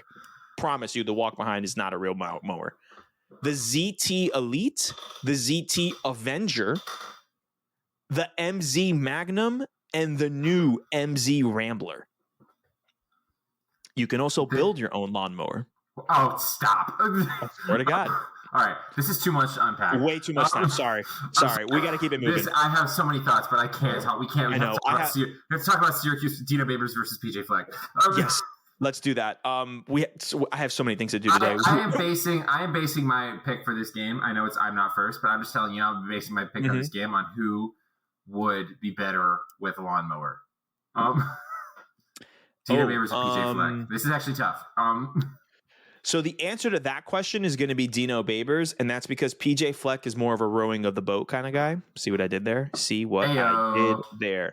But I go first. I will be taking PJ Fleck in Minnesota. I think they're a better team. Okay, great. Also, because Bad Boy Mowers is orange, and that is true. That is true. Let's do it. That is true. I think Bad Boy Mowers wins the award for weirdest sponsor of the year. Gotta be, right? I mean, Cheez-It's a commodity now, so I went. Well, Cheez-It's double dipped in this bowl preview, which we'll see in a second. Next up is the Cheez-It Bowl, which pits Oklahoma against number 13 Florida State. 5:30 kickoff on ESPN. Tyler, you pick first. Who do you want in this game? I know you're gonna hate this, and I hate it too, but I'm gonna pick Florida State. They're a better team this year. Like I want to. join you, but I will not join you for Look, obvious reasons. Brad Venables owns Florida State in a capacity, but like that is true. But I don't think it's going to translate the way that they want. No. So. This is not the Oklahoma team of the past, but I will still be taking them because I value my relationship with my brother, and he will be here with me for this game. We actually have tickets to a wrestling show that night, and I bought those tickets before we found out this game was at this date. There's 40 bowl games. What's the odds that it's going to be the one that's the same time? For real. Anyway, whatever. And then wrapping up Thursday, December 29th, the Valero Alamo Bowl. Tyler, we didn't say, what Cheez-Its are, right? Yeah, I do. Cool. What's your favorite Cheez-It? That was going to be my question to you. White cheddar. All right. Okay. It's good. I like it. Extra toasty. That's good too. Extra toasty, man. Oh, so good. So good. Valero Alamo Bowl. You know what Valero is, right? Yeah. Okay.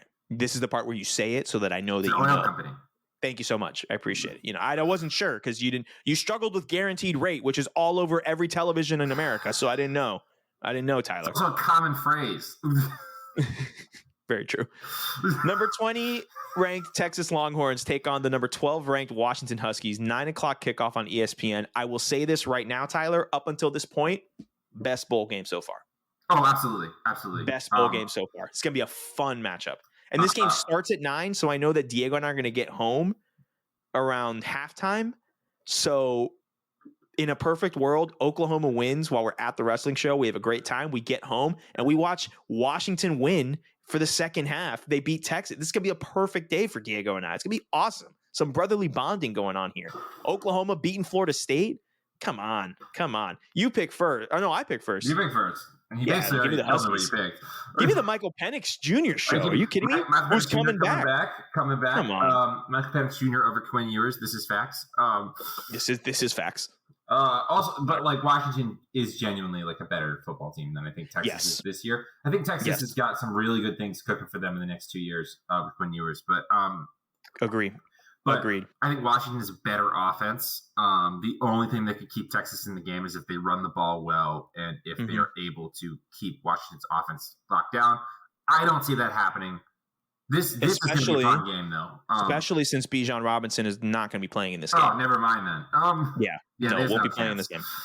And listen, I'm very excited for the 3.5 hour Kalen DeBoer love fest on this broadcast. Think he deserves his flowers for what he's done. I think because he coaches and he coaches up in literally the most northwestern corner of the United States, he kind of gets forgotten about a little bit. I'm excited to see him get his flowers on national television. This game is played in San Antonio, so it will be in state for Texas.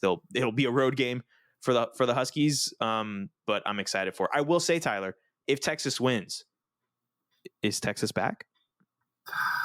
Don't do this. Moving forward, Friday, December 30th. From this point, I will be saying for the rest of the bowl games, I will not be watching them live. I will go back and watch the highlights for all of them and definitely be keeping an eye on the big games because I will be in Charleston, South Carolina at a wedding. So the wedding is on the 31st, but I arrive on the 30th and there's going to be events on the 30th and stuff like that. So for the rest of this next 3-4 days, I won't be watching them live, but I will be keeping an eye on them. So starting off with just Chef's Kiss, one of our favorite sponsors, the Duke's Mayo Bowl. Absolutely. Maryland taking on number 23 NC State, noon kickoff on ESPN. Pretty fun matchup for this bowl game, formerly known as the Belk Bowl.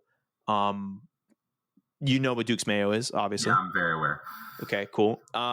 Who do you have? Because you pick first. Oh yeah, I do. I'm actually. I do. I'm actually going to go with Maryland.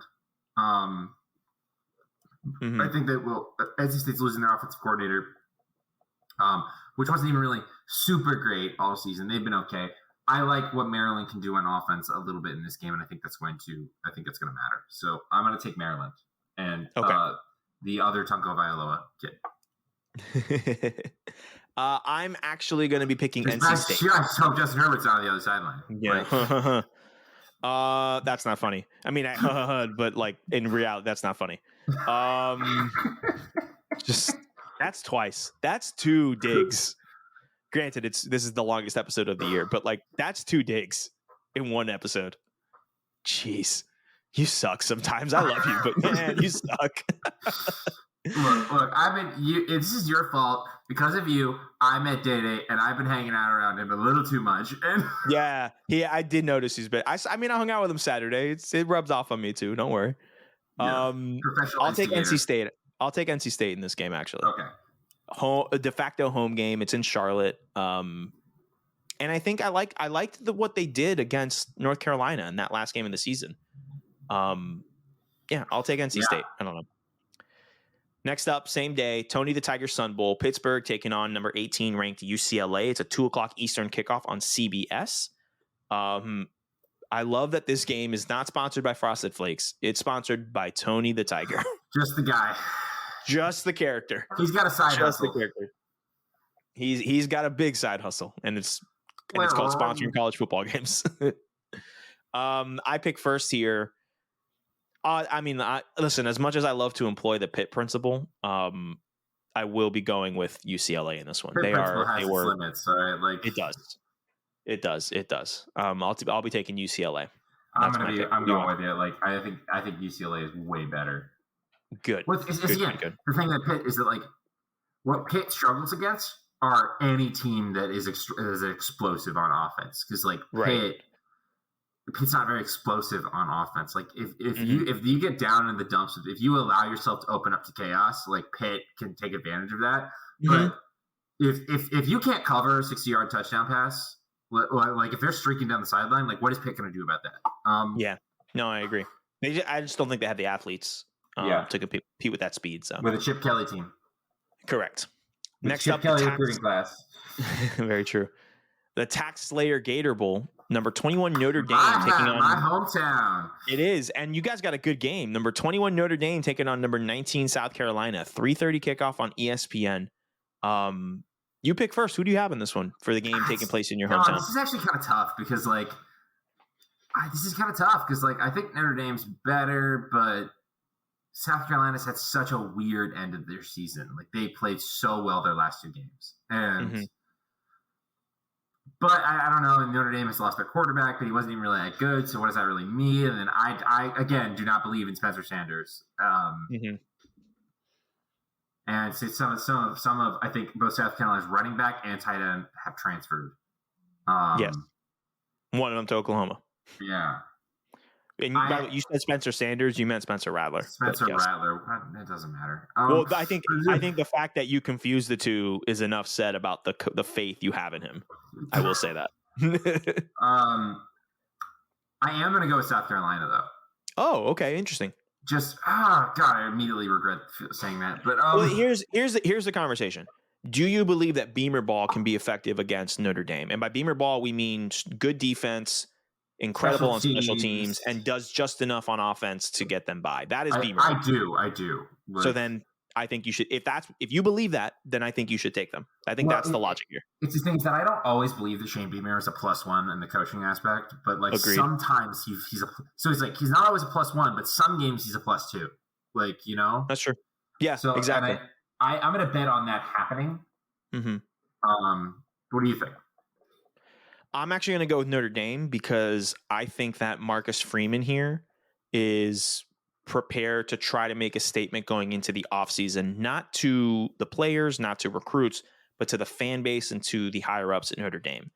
I think that the way that his tenure started with a loss to Oklahoma State in the Fiesta Bowl, with those opening losses against Ohio State and Marshall, I think that he ended up having a really good, successful season, but I think he needs to finish strong so that people can say, okay, cool. That was first year jitters. Now we're going to start to get cooking and stuff. So I think because of that, it'll work. And I think that Spencer Rattler is really going to be bothered by that Notre Dame defense. Marcus Freeman is a very good defensive coach. He knows exactly what he's doing on that side of the ball. That's a good point. I trust him to contain. So that's why I'm taking Notre Dame. Cool. Next up, we have the Redacted Arizona Bowl, where Ohio and Wyoming will be playing at 4:30 Eastern on Redacted's website. And if you're curious about what Redacted is, this is not a show that Tyler's working on. No, this This Redacted is a media company that we refuse to acknowledge because they are owned by, to put it lightly, a piece of shit. So I will bleep that out. Don't worry. All right. So 1 minute, 1 hour and 38 minutes. 1:30 something. Yeah, this is a long episode. Whew. So we will be calling them Redacted. Tyler, I go first on this one. We're fading the Mac, baby. Give me Wyoming. We're fading the Mac. We're fading the Mac. We are fading the Mac all podcast episode long. I know that Ohio is 9-4 and Wyoming is 7-5, but it would not be a bit if I didn't go through it. To atone for all those years that I doubted Josh Allen, I'll go Wyoming as well. In our defense, we didn't doubt him. We just saw the realities of what it was. He just changed. He just changed. That's the thing. He's the outlier. Like every other quarterback that's ever been drafted that with his profile has ended up not working out, and he's the one. Mm-hmm. Like, he's the outlier. Correct. I don't put him on the same category as like our takes on Herbert. Our takes on Herbert, I blame on Marcus Arroyo. But hey, we said it.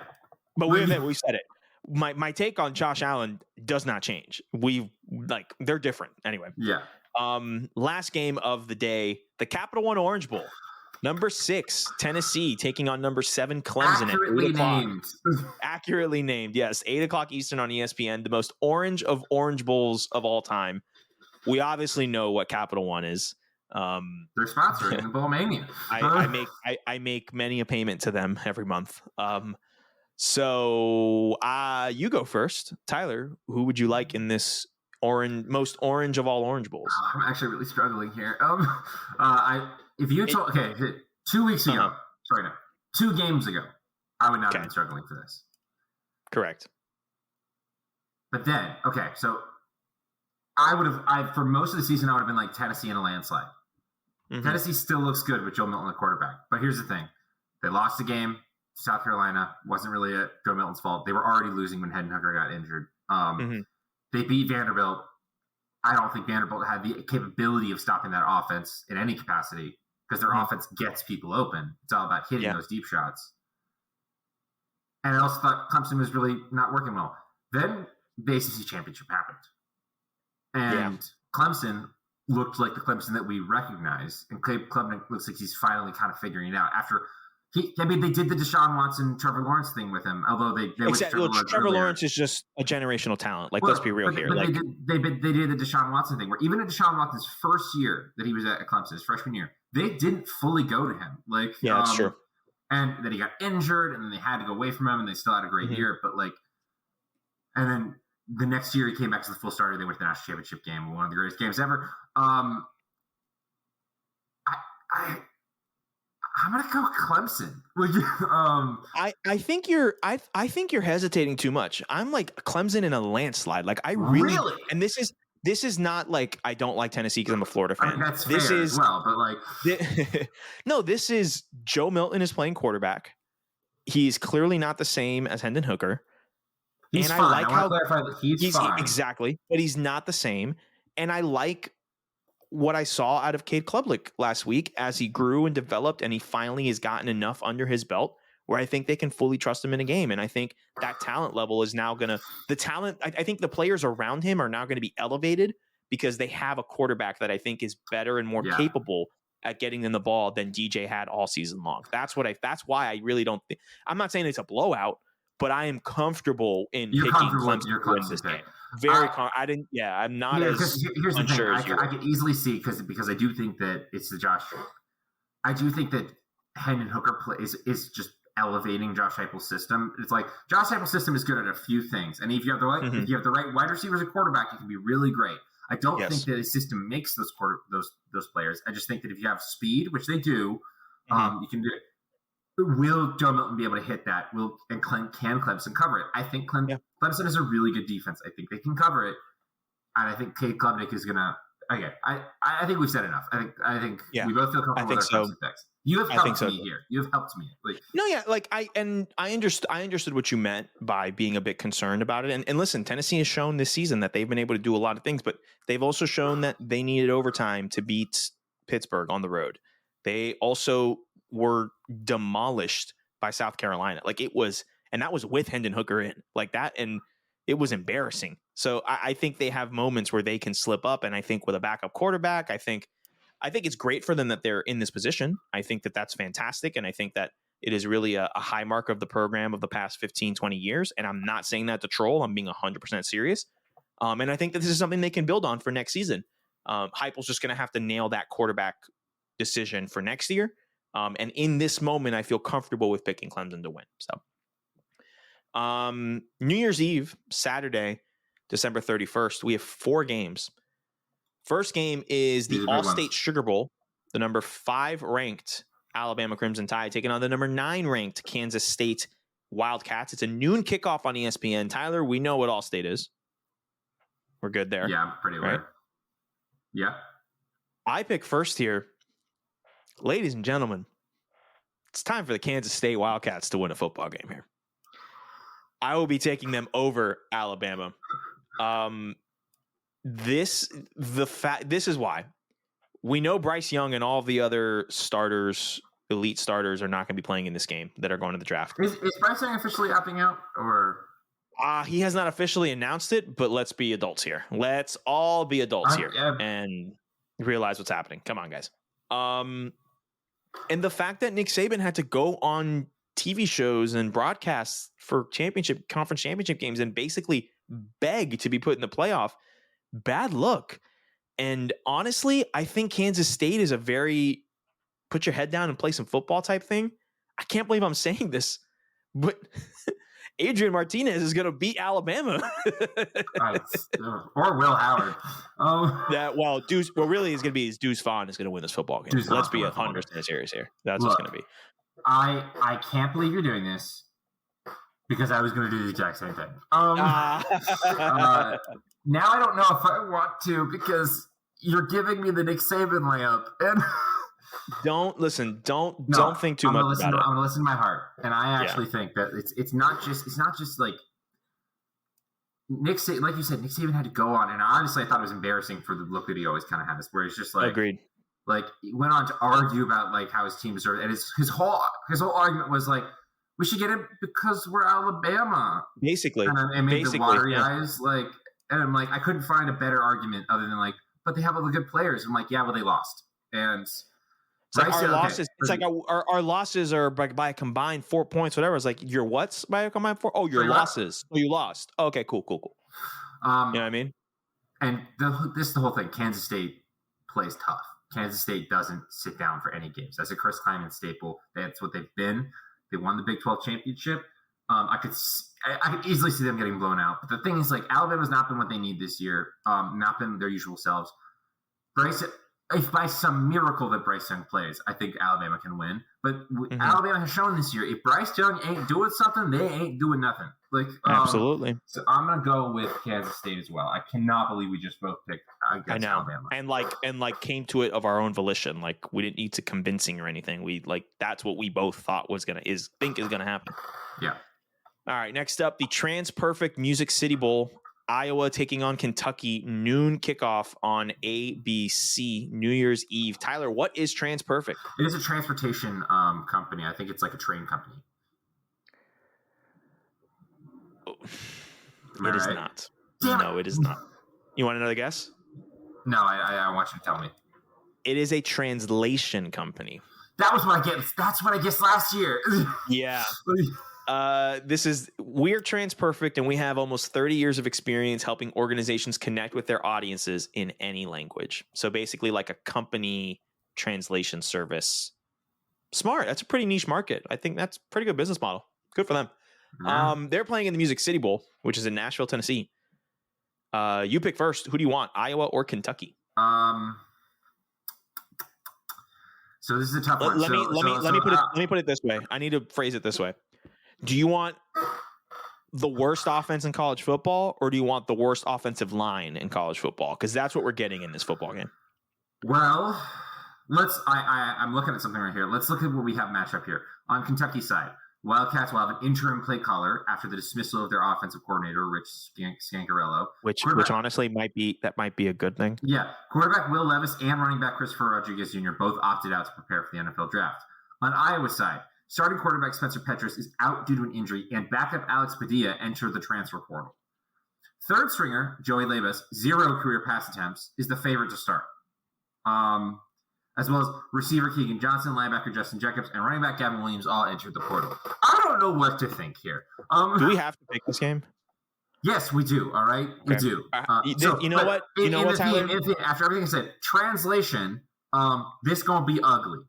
It's gonna be uglier. It's gonna be uglier than you even thought it was going to be. And I'm gonna go with who I think. You go first. You were gonna say something.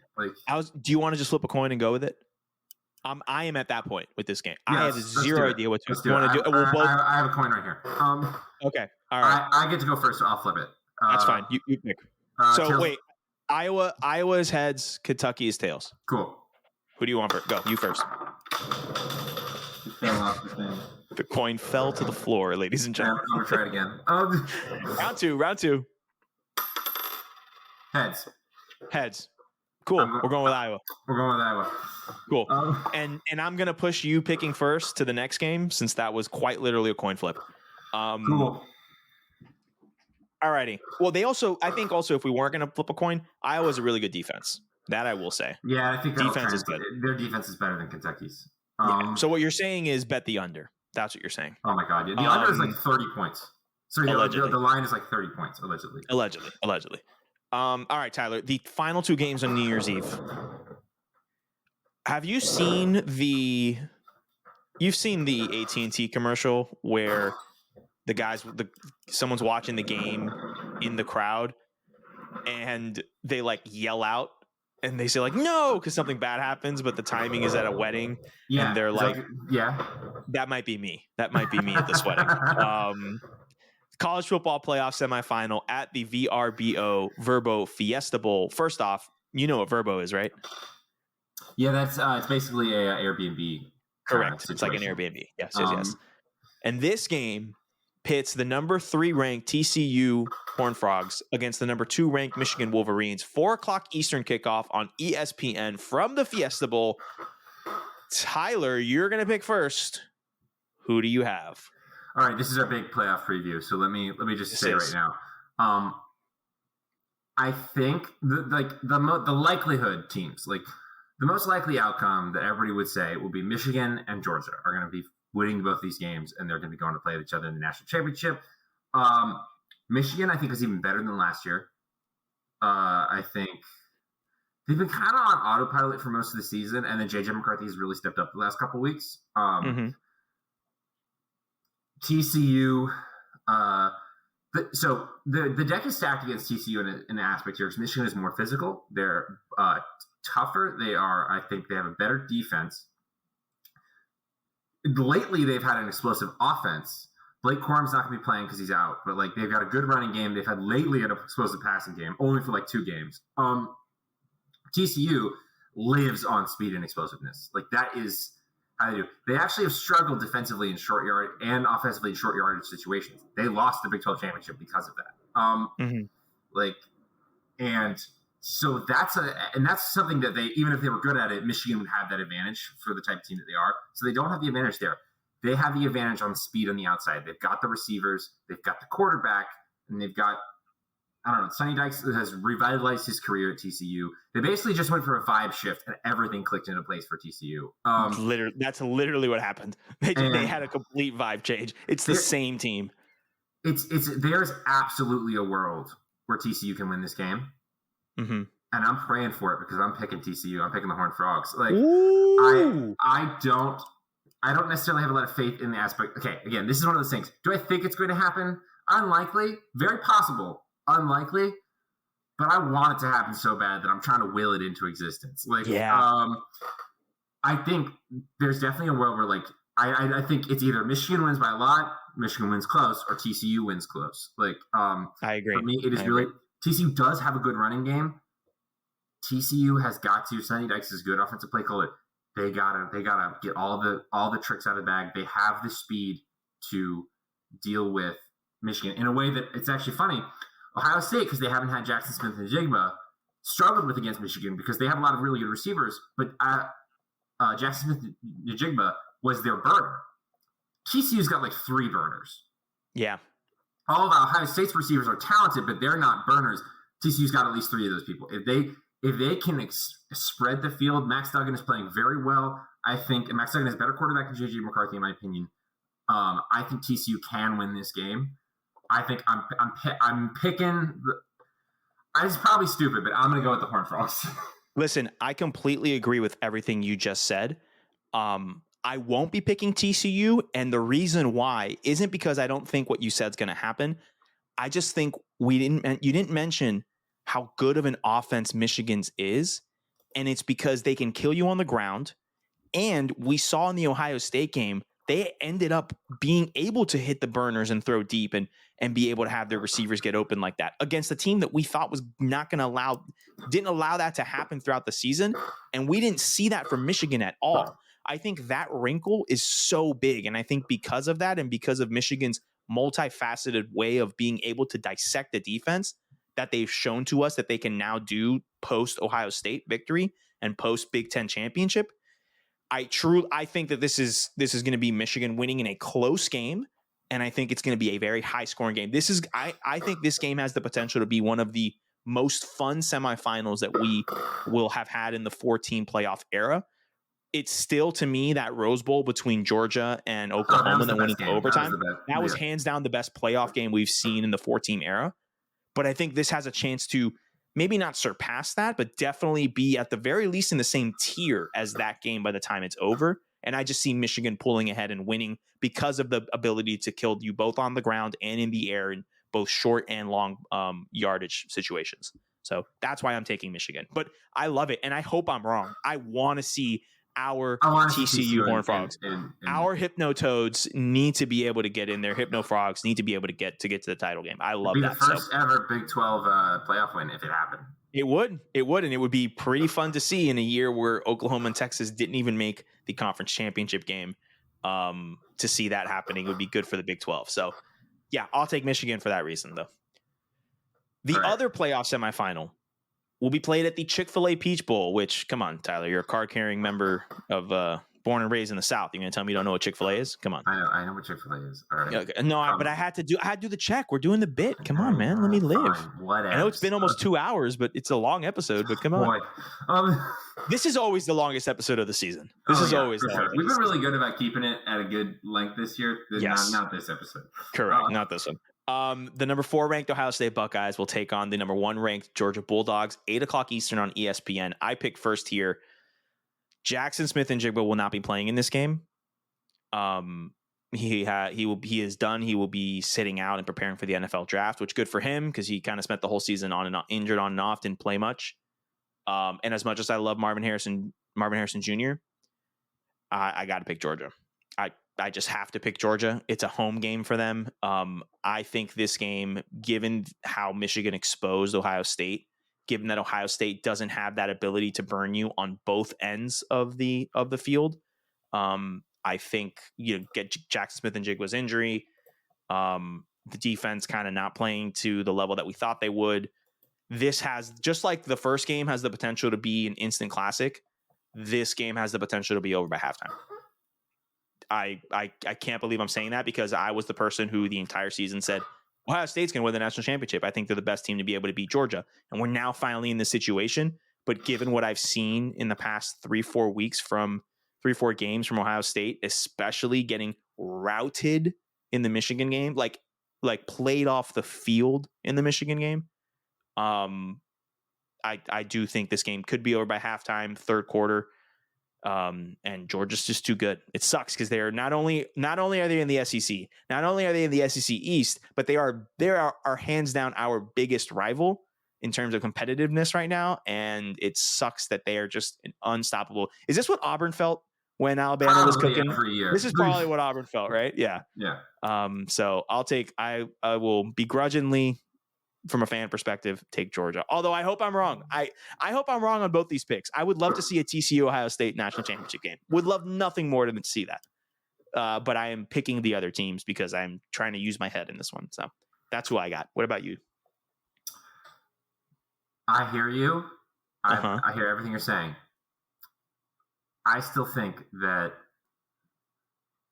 CJ Stroud is better than Stetson Bennett. Not that that's ever mattered before with Georgia. Okay. But I think CJ Stroud is better. I think the last time we saw Ryan Day in the playoff, we kind of said, we were all like, Clemson's going to beat Ohio State. They're going to, and then and this might have been more of a Justin Fields fueled thing, but Justin Fields came out and just had a day, and they couldn't stop him. That I think had more to do with Clemson not being as good as what Georgia is, but I'm going to go with Ohio State. One, because I kind of want this to be, I do like the idea of like, I have the thoughts, so I'm going to be a little different from you, but I think Ohio State, even without Jackson Smith-Njigba, here's the thing, they know they won't have it. They can plan around that. I think with more time, I think that Ryan Day can get something going. Now, I got to be honest, Ryan Day is fine, but we haven't actually really seen him much in his coaching tenure be the +1 to his team. Because, I mean, it's really hard when you're Ohio State because, like, you're just automatically better than so many people. Yeah, you just have more talent, and a lot of this sport is just talent. And he's lost 2 years in a row to Ohio State, to Michigan. But CJ Stroud is a better quarterback than Stetson Bennett. I don't know how good he is with pressure, but I think Ohio State might be able to put something together to handle Georgia. Georgia has shown at times they've dominated all year, but Georgia has shown though at times that like their offense can get a little stuck in the mud. They definitely did that against Kentucky. I think that so things have to go right, but I think Ohio State has the capability to do it, so I'm going to pick them. And that's the thing. When I said this game has the potential to be over by halftime, I don't mean that Ohio State's not good enough to compete. I just think, given what I've seen, it could go that way, especially being at the Benz in Atlanta, especially with Georgia playing the way that they're playing. So I don't hate your logic. I kind of agree with your logic. If that's going to happen, if Ohio State's going to win, that's how they have to win the game, and that's how they can. But that's just why my logic was different with picking Georgia, just because of, so. All right. So our national title game is definitely different in terms of projection. So we will talk about that national title game come when we get closer, when we know these games. We picked a bunch of different matchups, so we have to. Yeah. The most likely one is, I like that we were able to bring different perspectives and it wasn't just super chalk, which See, wait, you mean to tell me that getting new teams in the playoff is a good thing for talking about the game? Wild, crazy, amazing, incredible. I do think it's interesting. I've picked the speed teams, and you've picked the tough teams. I did. I did definitely do that. We'll see what happens. Monday, January 2nd, because January 1st is a Sunday, and as stated before, the NFL owns that day of the week. 4 games left, Tyler. ReliaQuest Bowl, Mississippi State taking on Illinois, 12 o'clock Eastern on ESPN2 on the 2nd of January. Tyler, what is ReliaQuest? Mortgage company. A reliable mortgage company. I feel like when in doubt, you pick mortgage company, which honestly is not a bad idea. And it is not a mortgage company. It is, once again, Tyler, another cloud cyber security type company. And you know what sucks about this? This was the game formerly known as the Outback Bowl. So I hate it here. The Outback Bowl was supplanted by a cybersecurity company. I hate it. Unfortunate. State of America. State of America. You pick first, Tyler. Who do you want to see? Who do you want to see win? Mississippi State is winning this game for their coach. Can I say something? I don't like to be that negative. Are we sure this game's gonna be played? No. Because listen, like we have no update since we started recording on the Mike Leach situation. But I mean, it's not looking great. It's not looking good, and at this rate, given the reporting that we've had, I would be surprised if he is still around by the time this bowl game comes. I don't say that with much joy. I don't say that with any joy, to be frank. And I hope that I'm wrong, and I hope that he recovers and comes back and is alive and well. But I just don't know if this game's going to be played. I mean, if I was, you know what I mean? If I was in that situation, I don't know if I would be. I don't know. I will also be picking Mississippi State for the record, though. If this game is played, there's no way they're losing this game. Let's be real here, if they do play it. So again, we want to wish Mike Leach, his family. Will Rogers going to break records. Yeah. Mike Leach, his family, the entire Mississippi State athletic program, everyone involved there. We're rooting for you, Coach. We're rooting for you, Pirate. He's a Pirate. Last 3 games, Tyler. The Goodyear Cotton Bowl Classic, number 16, Tulane, the Group of 5 representative for the New Year's 6 games, takes on number 10, USC. It's a 1:00 kickoff on ESPN. I pick first here. I don't know Caleb Williams' situation with his hamstring. I think he's going to be able to recover and play by then. And if that's the case, give me USC. I'll take USC because I think Caleb Williams is the difference here. I love, and I mean love, the Tulane running back. What's his name? Tajay Spears. Oh my God, is he good? Is he a good ball player? And I think that if Caleb Williams can't go, I think he's going to be the star of this game. Honestly, I think he might be the star of this game, period. But I think if Caleb Williams is playing, I think that he'll be able to go out there and play well. And Lincoln Riley has historically done well in bowl games that are not a playoff game. This is true. I will, and I think the talent difference that he has at USC versus what's at Tulane, I hate to be that guy of like, oh, but it's, P5 talent versus G5 talent. I don't think Tulane's a bad football team at all. But I just think that talent discrepancy, those corners are not, who's guarding Jordan Addison? Who's guarding Jordan Addison? Who's stopping Caleb Williams from scrambling and gaining 15 yards on a 3rd and 7? You know what I mean? Like those types of things. I do think Tulane will be more motivated than USC in regards to. I agree. Absolutely. I don't mean on the game day. I mean, in the days leading up to it, Tulane is going to give everything they have on the days prepared. USC, there might be just a little bit less. Like on game day, I don't think those motivation things ever really matter, but it's about the days because you win and lose games preparation during the week. Yeah. But I don't know if it's enough to overcome because it doesn't seem like a situation where Caleb Williams won't play. It's just like how good is he? Exactly. Caleb Williams on one leg, I think it's enough to be Tulane. I think on 2, given that he has so much time to recover, I think I'm going to go with USC as well. Yeah, this is by no means a slight to Tulane. This is just Caleb Williams is arguably the best player. He's good. Yeah, he's good. He won the Heisman, but like take the Heisman away, I think he's still the best player in college football right now. Yeah. I will say, Tyler, uniform game of the year. Ooh, that's uniform game. I hope USC wears their traditional, and I hope Tulane wears that powder blue combination. Just, oh my God, that'll be so good. Uniform game of the year. Tyler, a second appearance. Oh, we know what Goodyear is, right? Yes. Yeah, they're a blimp company. They just do tires on the side. I think that's actually what most people know them for. I think I might be. Yeah. The Cheez-It Citrus Bowl. Cheez-It. Dare I say double dipping? Oh! Number 17 ranked LSU Tigers taking on Purdue, 1:00 Eastern on ABC. It's at the same time as the Cotton Bowl. Second screen galore. You pick first. LSU. One team has a coach, the other team doesn't. I will be taking LSU. And then Tyler, another real potential for a really good uniform game. The Rose Bowl, 5:00 Eastern on ABC, so that by the time we get to the third quarter, we get a beautiful sunset.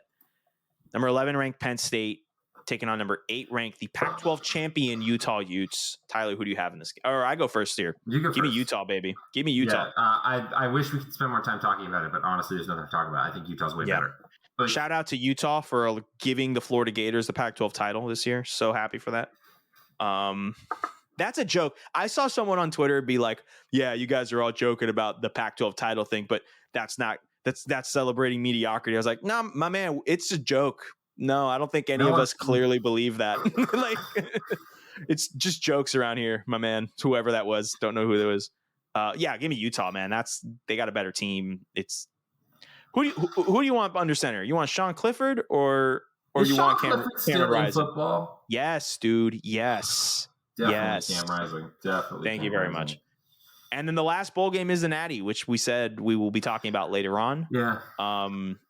Talk about it later. This podcast has gone on way too long, but again, this is the longest episode of the year. Is our Bowl Extravaganza. You can listen to this as the week goes on. You're listening to this on a Tuesday. Well, you're probably listening to this part on like a Thursday because it's late in the pod. But we did this specifically so that, it's the longest episode. We put it out earlier in the week so that way you can have it and listen to it as the days go by. And it's evergreen for the different bowl games as they come across throughout. So enjoy it. Enjoy bowl season. Again, Bowl Mania. I will be tweeting out on the Sideline Judgment Twitter at SJ_podcast and my personal Twitter at SDELAES. You will find the link to that. Go ahead and check on it. Sign up for our Bowl Extravaganza, our Bowl Pick'em. Come up with a fun name.